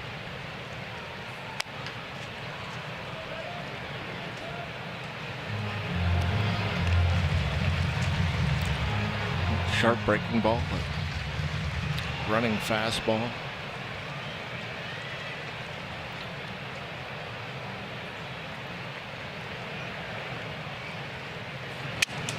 Oh man, eating him up. Broken bat roller. And I don't know if it's a breaking ball or a changeup. It stayed inside on Turner. Yeah, I think that was a changeup. Well off the plate and up. Yeah, that's what they call it. Wow. Wow.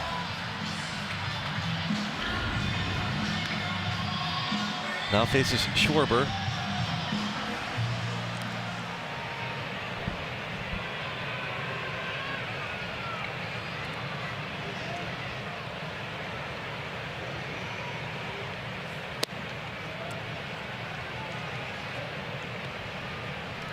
Schwarber 0 for 3 against Skeens with a couple of strikeouts. The Pirates have done a pretty good job against Schwarber.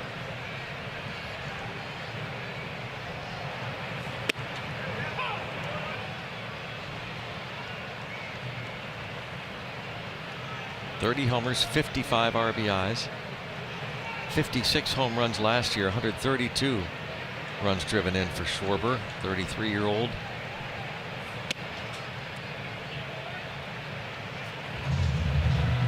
Five years with the Phillies, spent 6 years with the Cubs.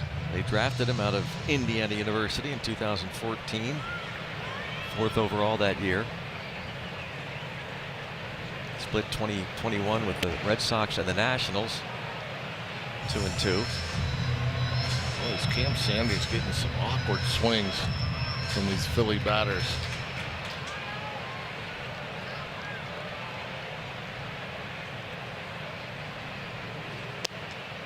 Oh, Sanders thought he got him.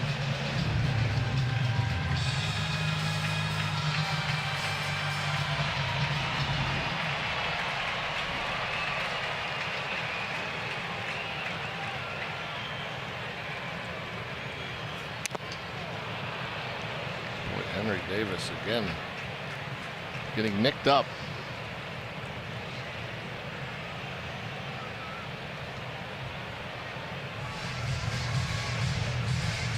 Still 3-2. Schwarber knows all about it. He came to the big leagues as a catcher with the Cubs.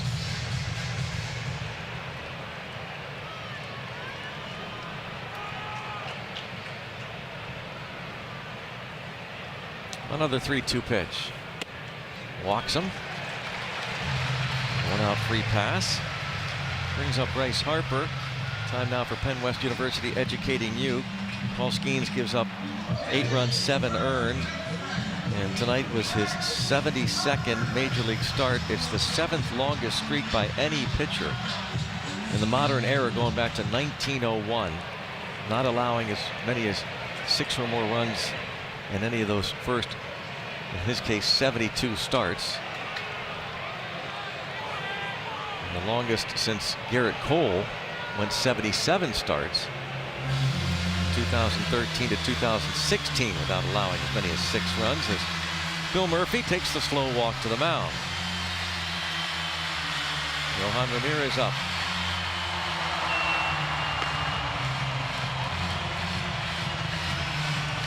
Didn't expect this tonight. Expecting a pitching duel between Wheeler and Skeens. Figured both those guys would still be in the game in the 6th inning, but the Phillies, their pitchers have already thrown 136 pitches. The Pirates 121. Wheeler goes 4 2/3. Skeens goes 4. Yeah, Wheeler couldn't get through 5. The Pirates did a good job of making him work. 104 pitches.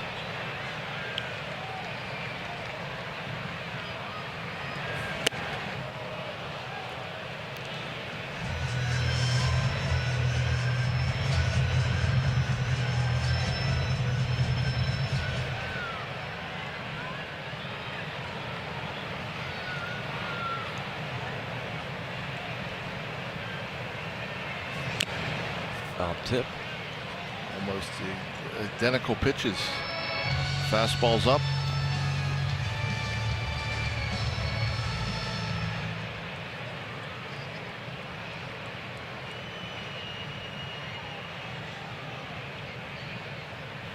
Oh, 0-2. 1 ball, 2 strikes to count on Harper.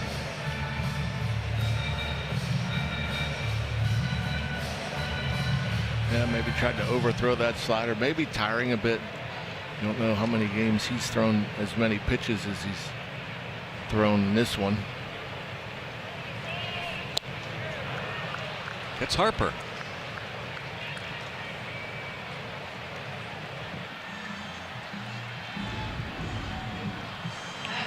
Yeah, again, a slider.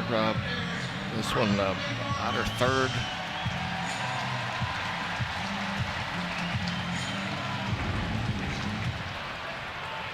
Sanders threw as many as 34 pitches with the Pirates.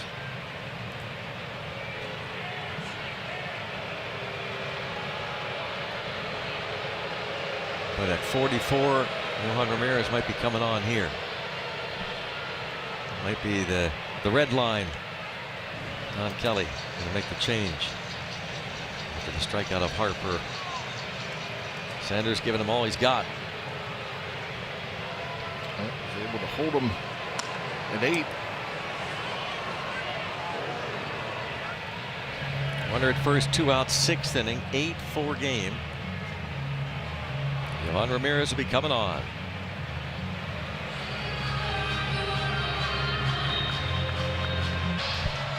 (8-4) Phillies, bottom of the 6th. They've got a man on with 2 outs. On the UPMC scoreboard, Pirates baseball is presented by UPMC, the official healthcare provider of sports coverage on SNP. Third game of the 4-game series. Pirates came back to win 11-7 on Monday. They were shut out 8-0 last night, and they trailed 8-4. Johan Ramirez pitched on Monday. Got 1 out. Faced 3 batters. 51 strikeouts for Johan and 46 1/3. Making his 37th appearance. Always tough to hit. Opponents batting just .207. And when his command's there, he's always very good.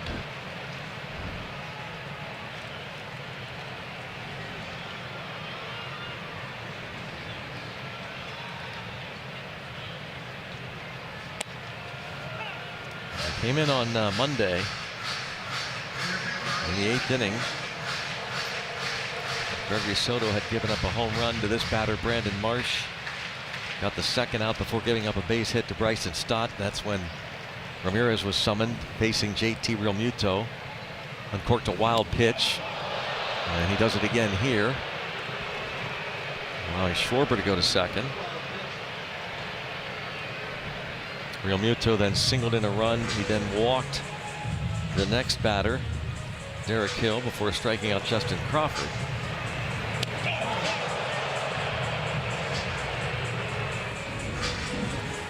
Talked about the hit batters. He's hit 9. Actually surprised that that's only his 5th wild pitch. It is surprising. Thought it might be double digits.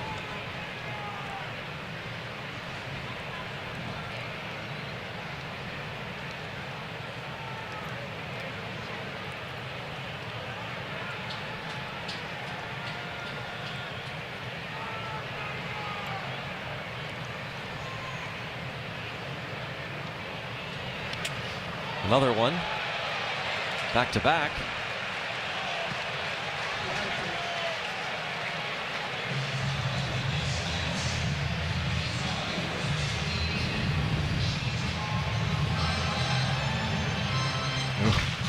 And no chance for Henry.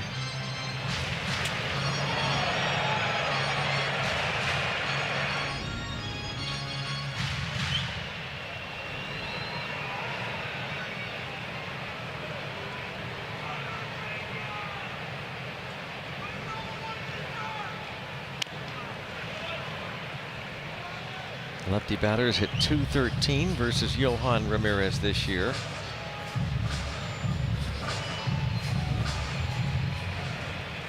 He's walked 18 of the lefty hitters he's faced.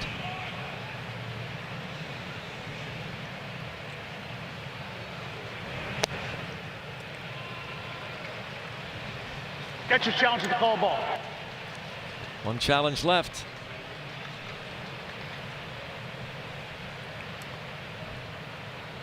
Call confirmed. Pittsburgh is out of challenges. It's funny, both pitches that Henry challenged were both 0.7 inches below the zone.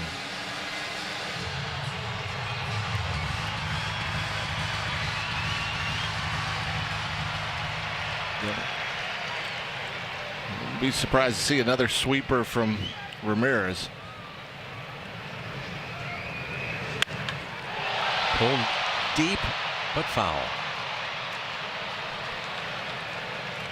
And it was the sweeper. It ran up and in the zone.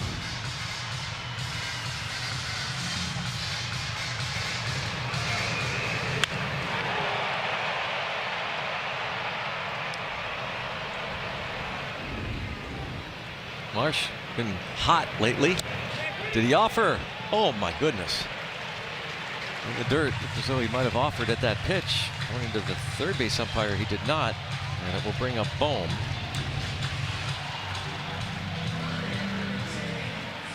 Yeah, I think that's a check.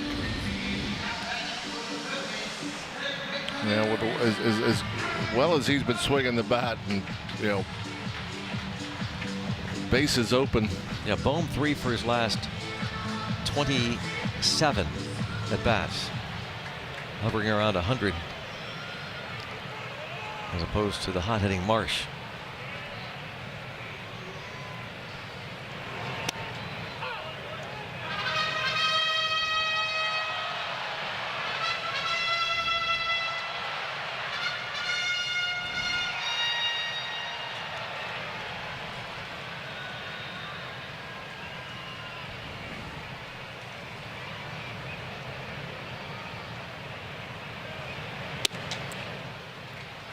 Bryson Stott to follow. 2 outs. Ramirez trying to get the final out here.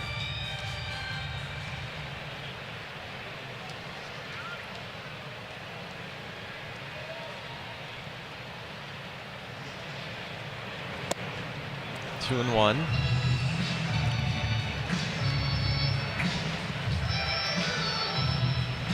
Now with 6 wild pitches, by the way, that's tied for the most in Major League Baseball this year.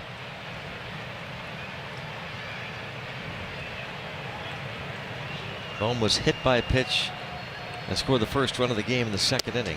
Look at the fastball now. It's such an uncomfortable bat, whether you're righty or lefty. You know, the stuff is always good and hard to hit. And as a hitter, you don't know where it's going.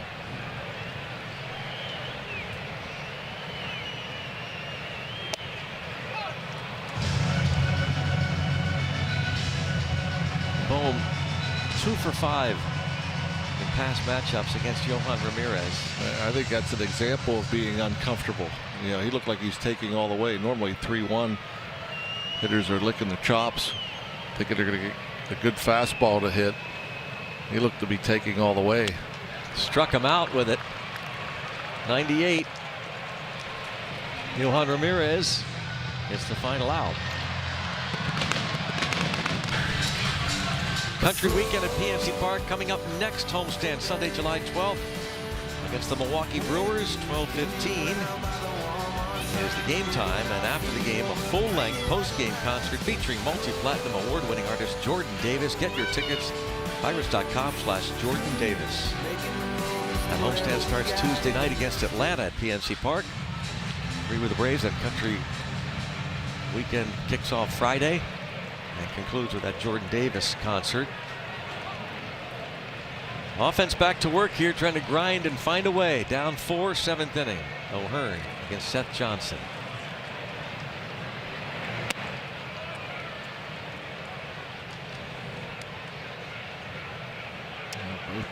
Teams grinding, seeing a ton of pitches.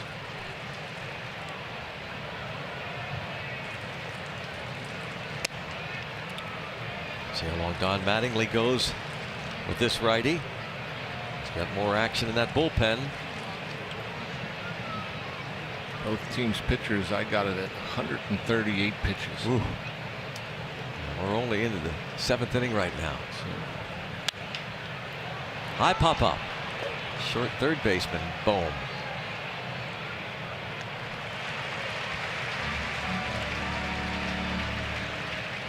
Seth Johnson gets the first out of the 7th. Orion Kirkering is loosening the bullpen for Philly.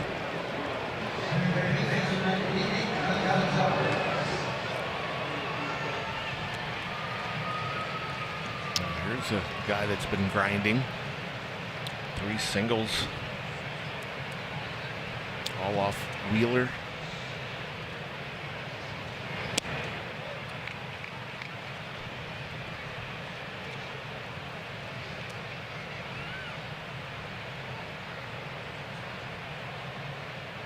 One of those hits an infield single to Trey Turner.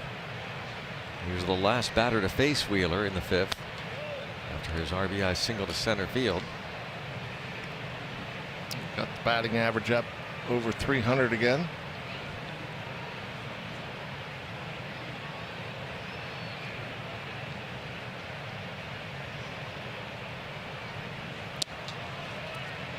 (3-0).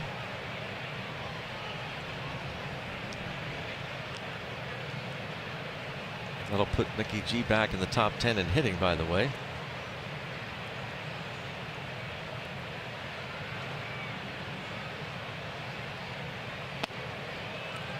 Draws the walk, 4 pitches.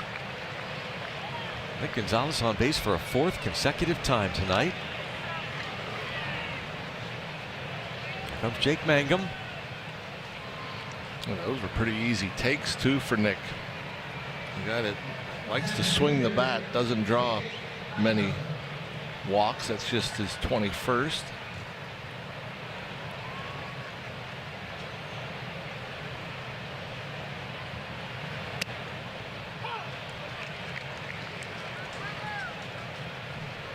Mangum, last time up, hit by a pitch from the lefty Kyle Backus. He had a base hit to left center field in the 4th inning off Wheeler.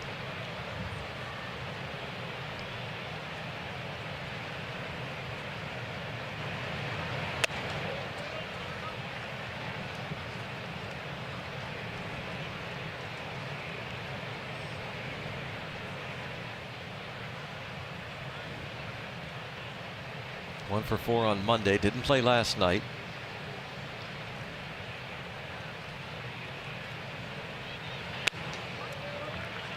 All of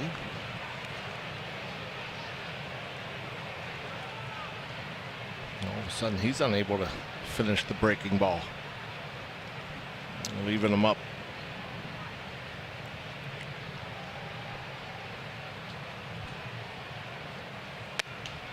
Hmm, 3-1.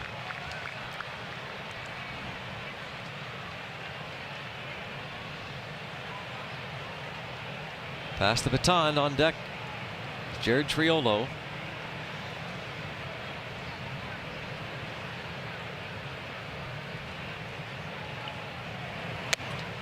And back-to-back walks with 1 out.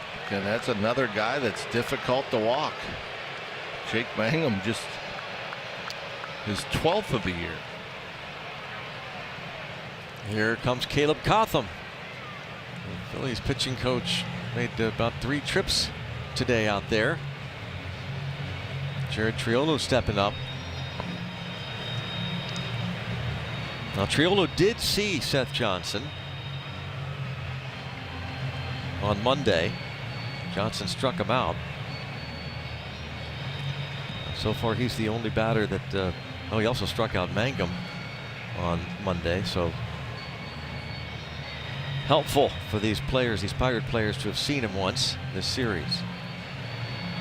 And again, that's the thing, managers hate it. You know, you got a nice lead late, relievers come in, hand out free passes.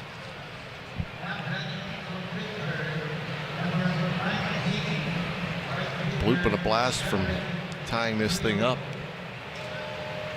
Triolo hit his first home run of the season off Aaron Nola on Monday.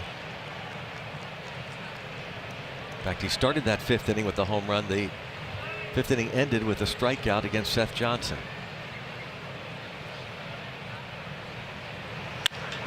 Line drive, left center field. Back is Marsh, and that's going to get down.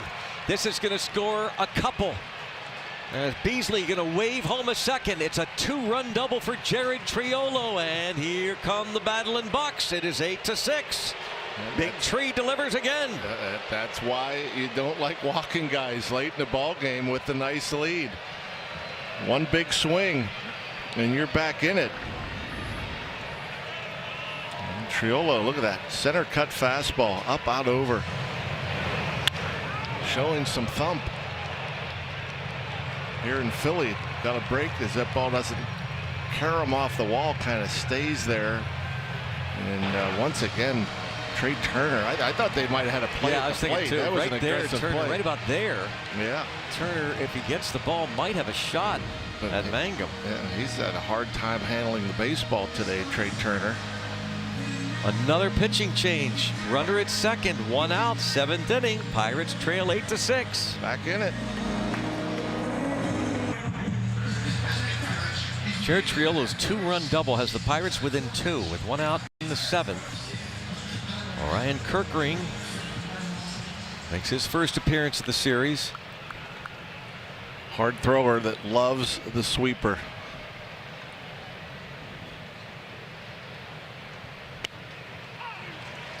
And one that backs up, stays on the inside edge. 2.76 ERA. Opponents hit just 190.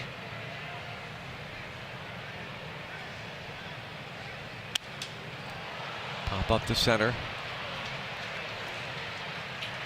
Davis is the second out.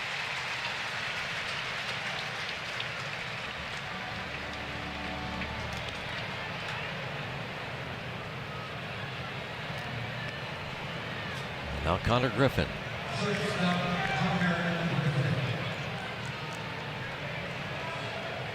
Dennis Santana going to be coming on for the Pirates here in the bottom of this 7th inning.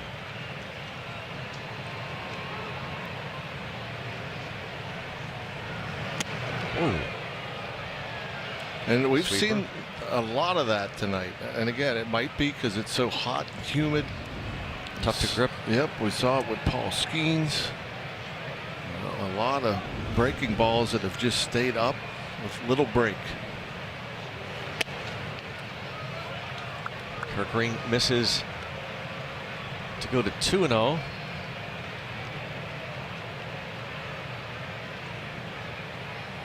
Now Griffin did see Kirkring back on May the 15th.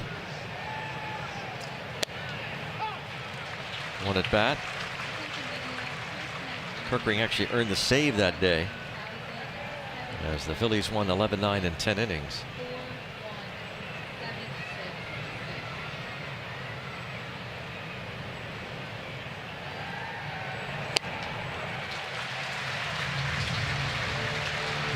Would sink. And again, you get 3 straight sweepers, even a 2-0 sweeper. Hard to sit dead red fastball.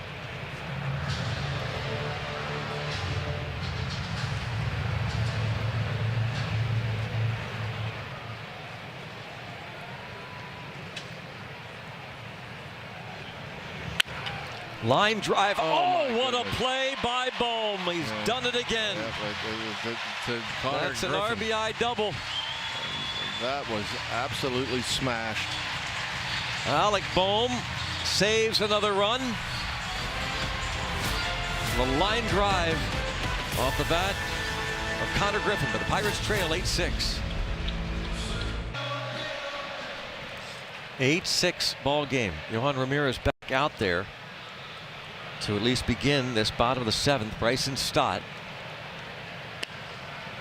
This game should be 8-7 right now. The Pirates should still be batting, but Alec Bohm made a couple of Gold Glove defensive plays last night. Robs Griffin. He robbed him last night of an RBI hit. I don't know what the exit velocity was on that line drive. 106. But my goodness. You mentioned Bohm hasn't been hitting, but he has been flashing the leather.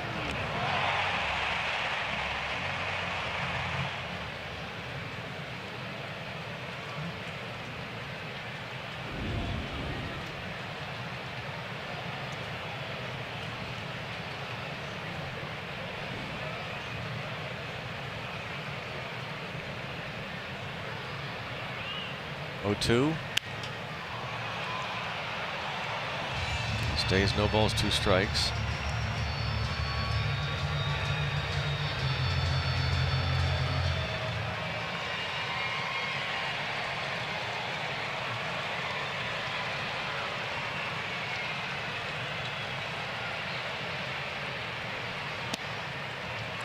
Oh, no challenges left. Nope. Look at that. Well in the zone. And I'm sure hitters probably haven't had that feeling much this year, where they take a pitch where they know it's a strike. Get a queasy feeling thinking, oh, going to challenge. Yep. Ground single, and that certainly hurts the Pirates if they don't have a challenge there, because Stott delivers. Well, you can go all the way back to the 2nd inning. There was a call went against the Pirates that wasn't challenged and led to the 5-run inning for these Phils. So Stott got an extra strike.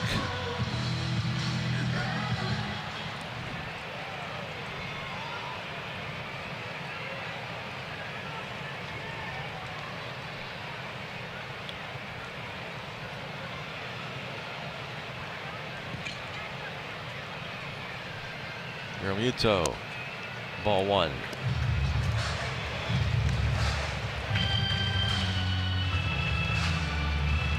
Nice to get a 2-seamer in the zone, get a ground ball at someone.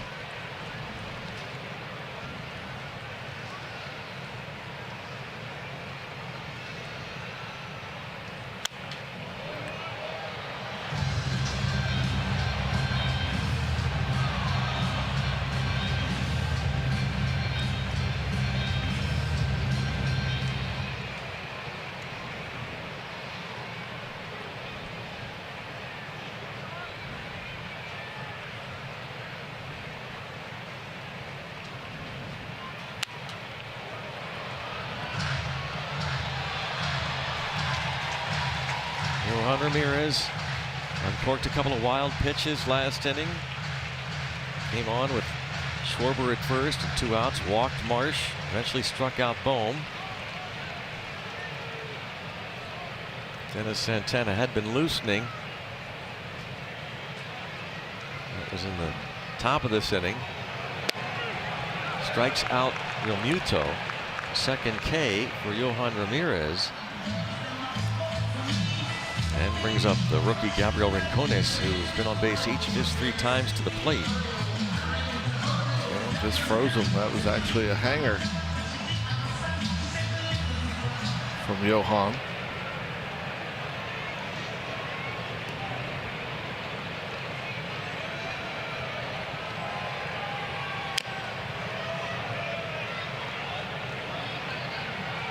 Rincones been a tough out tonight, and going back to his start last night, made 2 at-bats and had 3 plate appearances. A hit and a walk. Tonight, a walk and 2 singles, 2 runs scored.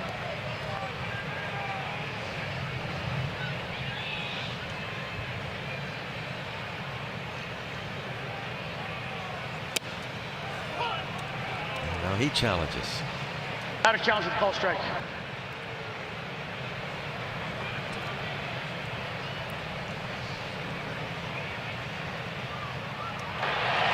Call's overturned. Philadelphia has 1 remaining.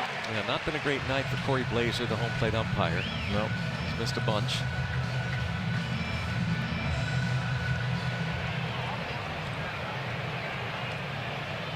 Usually they're really good.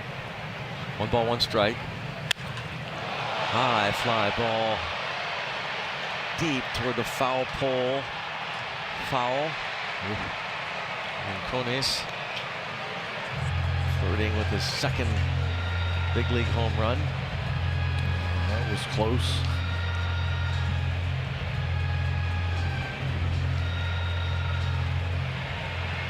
Another breaking ball. We've talked about a bunch of those tonight. Middle in the lefties.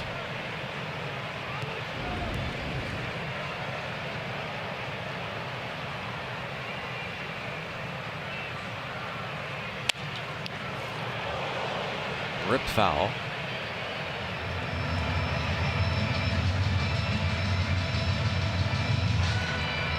Yeah, all of a sudden, you know, Johan, last inning, spraying the ball a bit. Throwing a lot of pitches in the zone here in this 7th. Yeah. Back-to-back Ks, 3 strikeouts for him. Here comes Justin Crawford.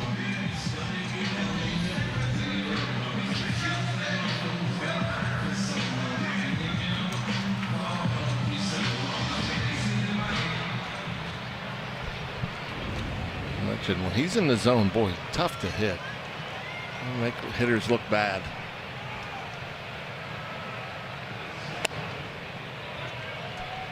And he throws one down the middle at 98.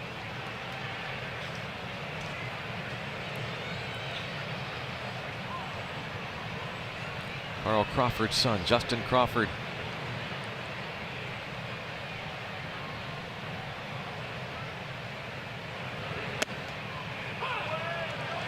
Oh, and 2.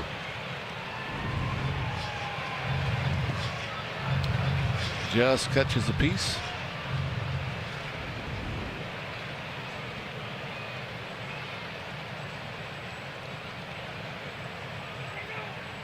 He calls time. Looking for one more out. Give the Pirates another shot, and got a really good closer. So they're down 2. Want to try and do their business in the top of the 8th. Brandon Lau, Brian Reynolds, Esmeralyn Valdez due up. Pirates haven't come back against the Phillies in Philadelphia. Down 8 since 1979. Veteran Pirate fans might remember that August 11th, 1979 game. They're down 8-0 after 4 innings. They won it 14-11. A grand slam by Ed Ott against lefty Tug McGraw. Big blow in that one. Biggest comeback win for the Pirates against the Phillies in the modern era, going back to 1901. Thought they had them 1-2.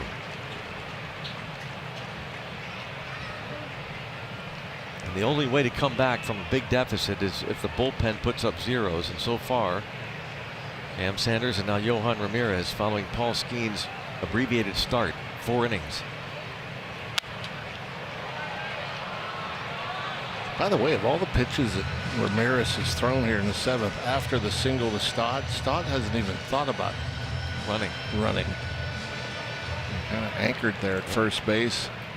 Despite the fact he's 16 for 16 this season in that stolen base department.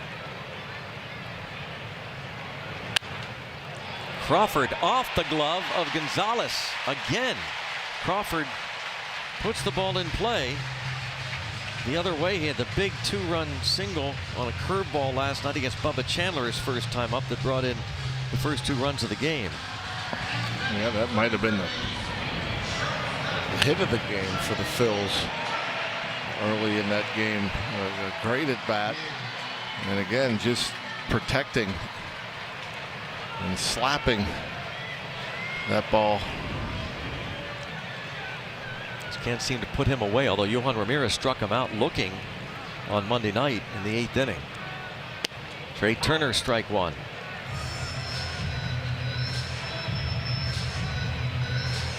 Turner has homered in 3 straight games. Leadoff home run against Ashcraft on Monday.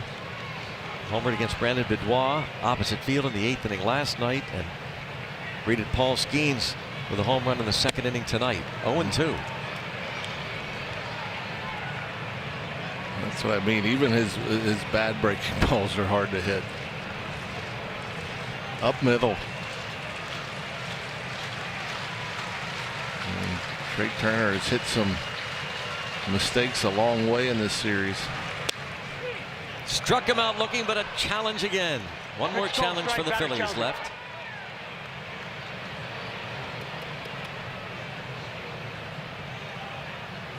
Ball's overturned. So we have one remaining. Just so close.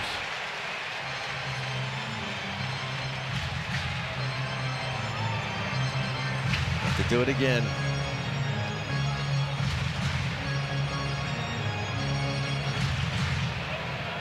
"27 pitches for Johan Ramirez the other night. Strike 3 does it this time. We're not happy with the challenge from Turner, but he gets it, and Brandon Lau will be leading off the 8th.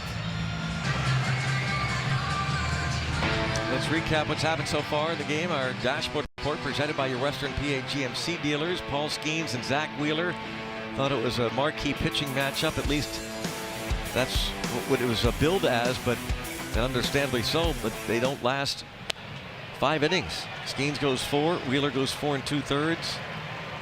They're chased. Pirates have crept within 2. Brandon Lau leads off against Orion Kirkering.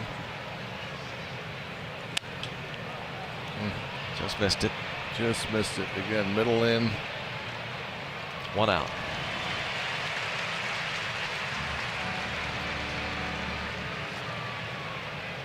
The right fielder is Derek Hill. Replaces Rincones. And here's the designated hitter, Brian Reynolds, who's 1 for 4 in his career against Orion Kirkering. And again, we said we don't want to sound any alarms, but he has struck out 6 of his last 9 at bats all of a sudden. Hard to figure. As hot as he has been. Did have the RBI single in the 3rd off Wheeler, but struck out each of his other 3 ABs. So 2 for 12 in this series.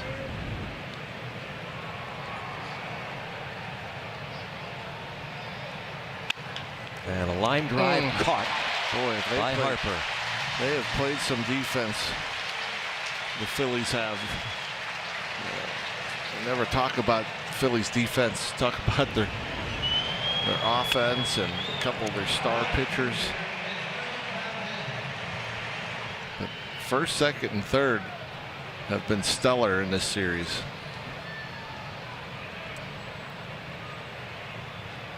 Just Merlin Valdez.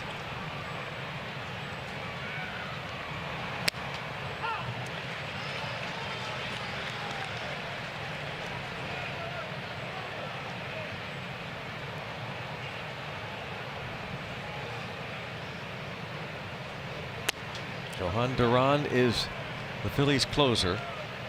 Have not seen him yet this series, but we'll see him tonight. Little doubt. He's 21 out of 22 in saves. Kirkering trying to get it to him. Fly ball right. And Kirkering will have a 1-2-3 8th inning. Still down 2. Pirates Baseball on SNP is presented by UPMC, the official healthcare provider of sports coverage on SNP, and by Driveway Subaru of Moon Township, where we put you in the driver's seat. What's Tyler Graham doing down there in the seats? Supposed to be directing. That's a good call. And producing. Yeah. Well done, T. Graham. He's been spinning some plates. We're working through some technical difficulties that you have not necessarily seen on the air, but they're working hard behind the scenes. Matt Aaron back in Pittsburgh. And the crew. 0-1 on Schwarber. Dennis Santana on the mound.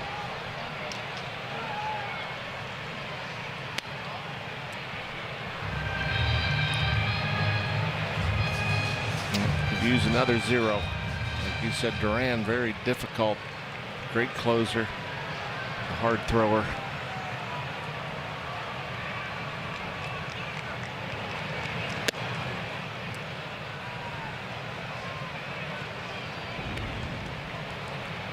Johan Ramirez goes 1 inning, 2 hits, no runs, a walk, 4 strikeouts, 37 pitches.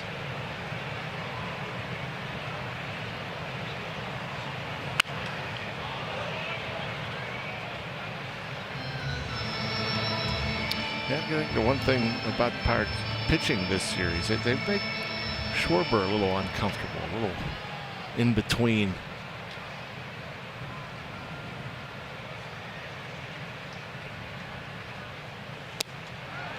Strikes him out.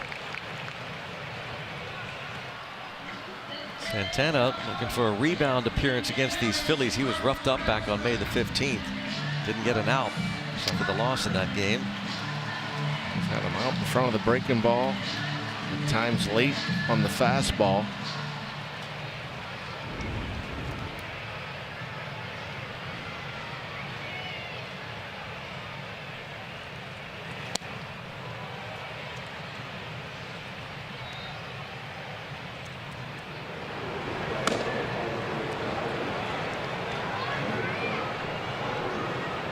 There he is.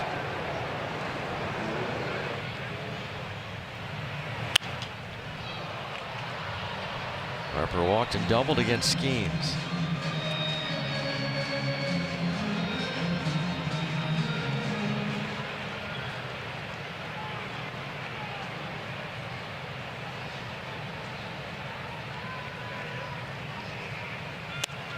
Paul Skeens started 4 innings, 8 runs, 7 earned, 6 hits, 2 walks, 5 strikeouts, 81 pitches.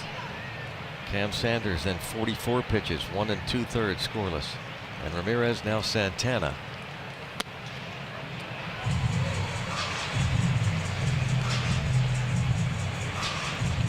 Santana last pitched on Sunday at PNC Park against the Reds. Pitched a scoreless 9th inning.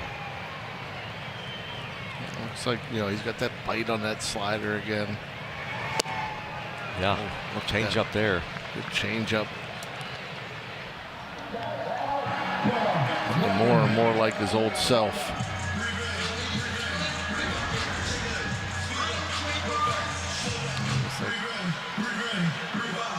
Great movement. Good arm action. Look at the movement down and away from Harper.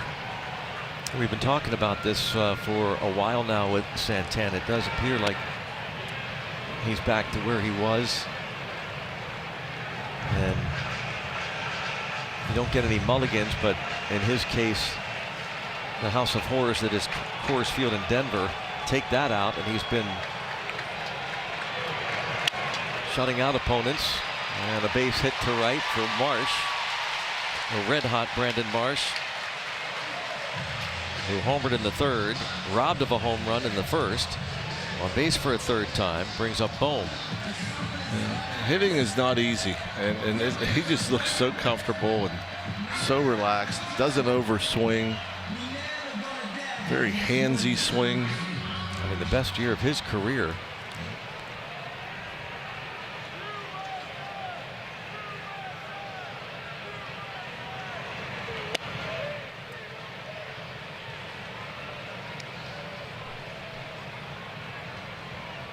Ninth inning, the Pirates have Ryan O'Hearn, Nick Gonzalez, Jake Mangum due up.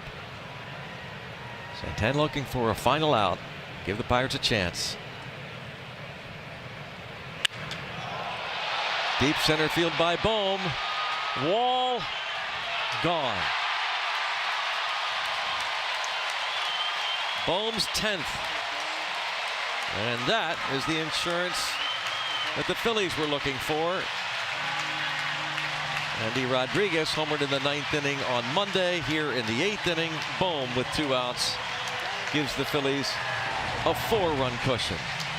Boy, he gets the 2 big guys out, Schwarber and Harper, with punch outs, and just left the fastball right down the middle. 3rd home run of the night for the Phillies.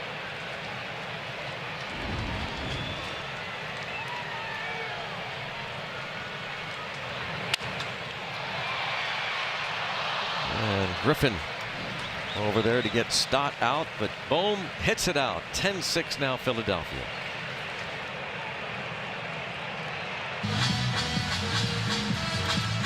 Well, Johan Duran enters to much fanfare here in Philadelphia. Not a save situation, but he's called upon to get the last 3 outs. 4-run lead for the Phillies. 2.02 opponent's hit. 1.57 ERA. 31st appearance. The hard thrower. Fastball averages over triple digits, but doesn't throw many, which is kind of amazing. He's more of a splitter. A splinker. Splitter, the original splinker guy. Yeah, I guess you can call it that.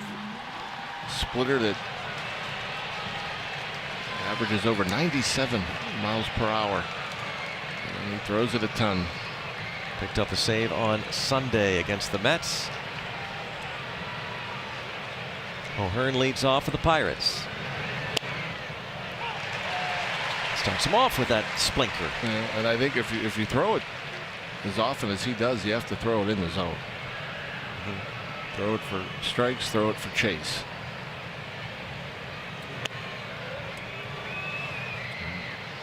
Then he does some breaking balls as well. Sweeper, knuckle curve.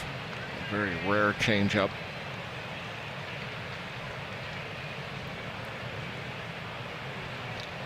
Picked up from the Twins in a trade last year by the Phillies.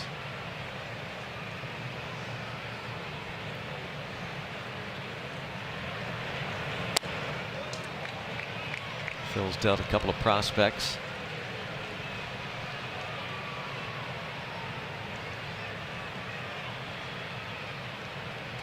Deadline deal with the Twins.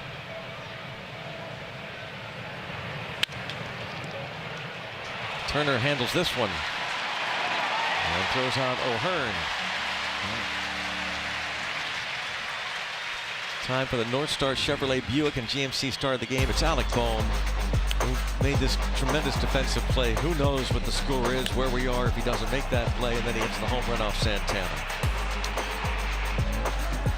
Pirates are creeping back in it. If he doesn't make the diving play, they're within 1. And then he opens it up from 2-run lead to 4.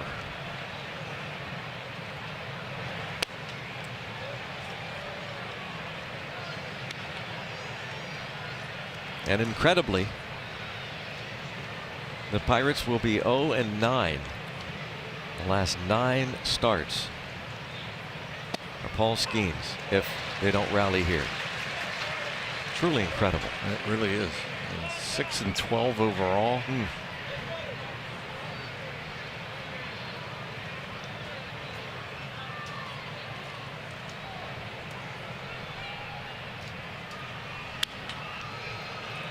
And there's Turner again. 2 outs.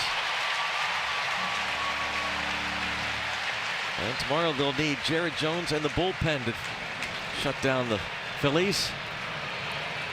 Coverage starts at 11:30. First pitch 12:30. Jones against Alan Rangel.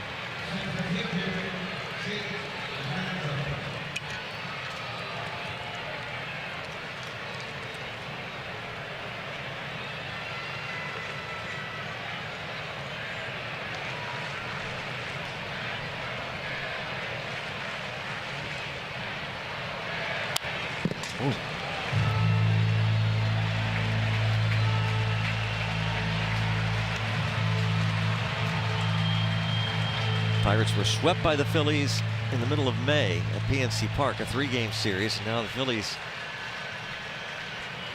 looking to take 2 of the first 3 in this 4-gamer.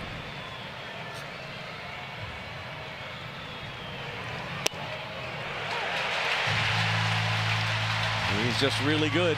He really is. I mean, is he throwing a fastball? I don't think so. It's always in the back of your mind that he has that velocity.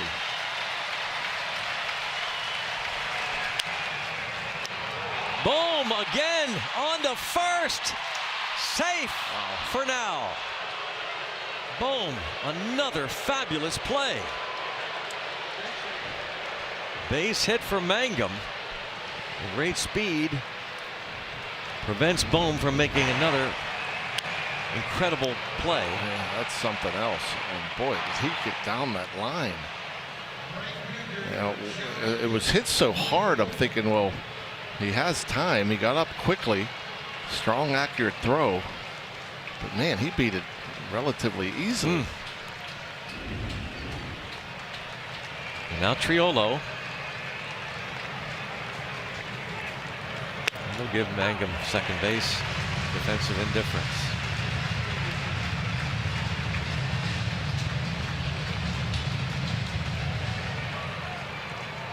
Triolo had a big 2-run double in the 7th inning. While Seth Johnson, that got the Pirates to within 2.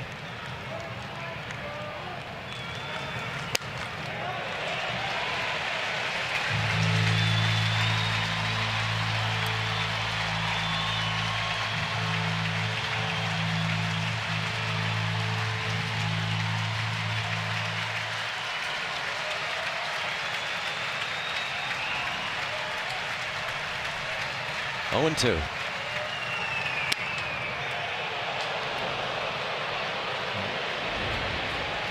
See if they give him. He wanted a challenge, but nope, he took too long.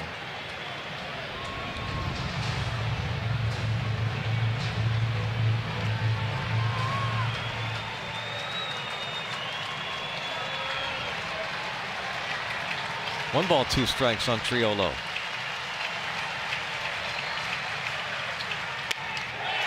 That'll do it. Phillies win again. Pirates drop to below 500 once again. The Phillies go 11 games over 500. 41,766. See the Phillies beat up on Paul Skeens, and though the Pirates chased Zach Wheeler and got close, Phillies prevail. Yeah, I mean, that's the bad news.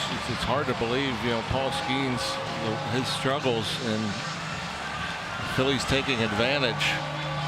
And it was hard to believe that the Pirates got back into the game against a guy like Jack Wheeler. So you know, you like that aspect of it, but you know, down 8-2, just a little too tall of a task here tonight. Yeah, try to ask the Pirates to come back from early big deficits twice in the first 3 games of this series. They pulled it off Monday, couldn't do it tonight.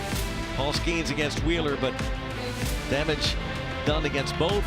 And again, the Phillies win it over the Pittsburgh Pirates 10-6, the final score here in Philadelphia. Tomorrow, Pirates look to even the series. In the meantime, we'll send it back to the studio in just a moment for more.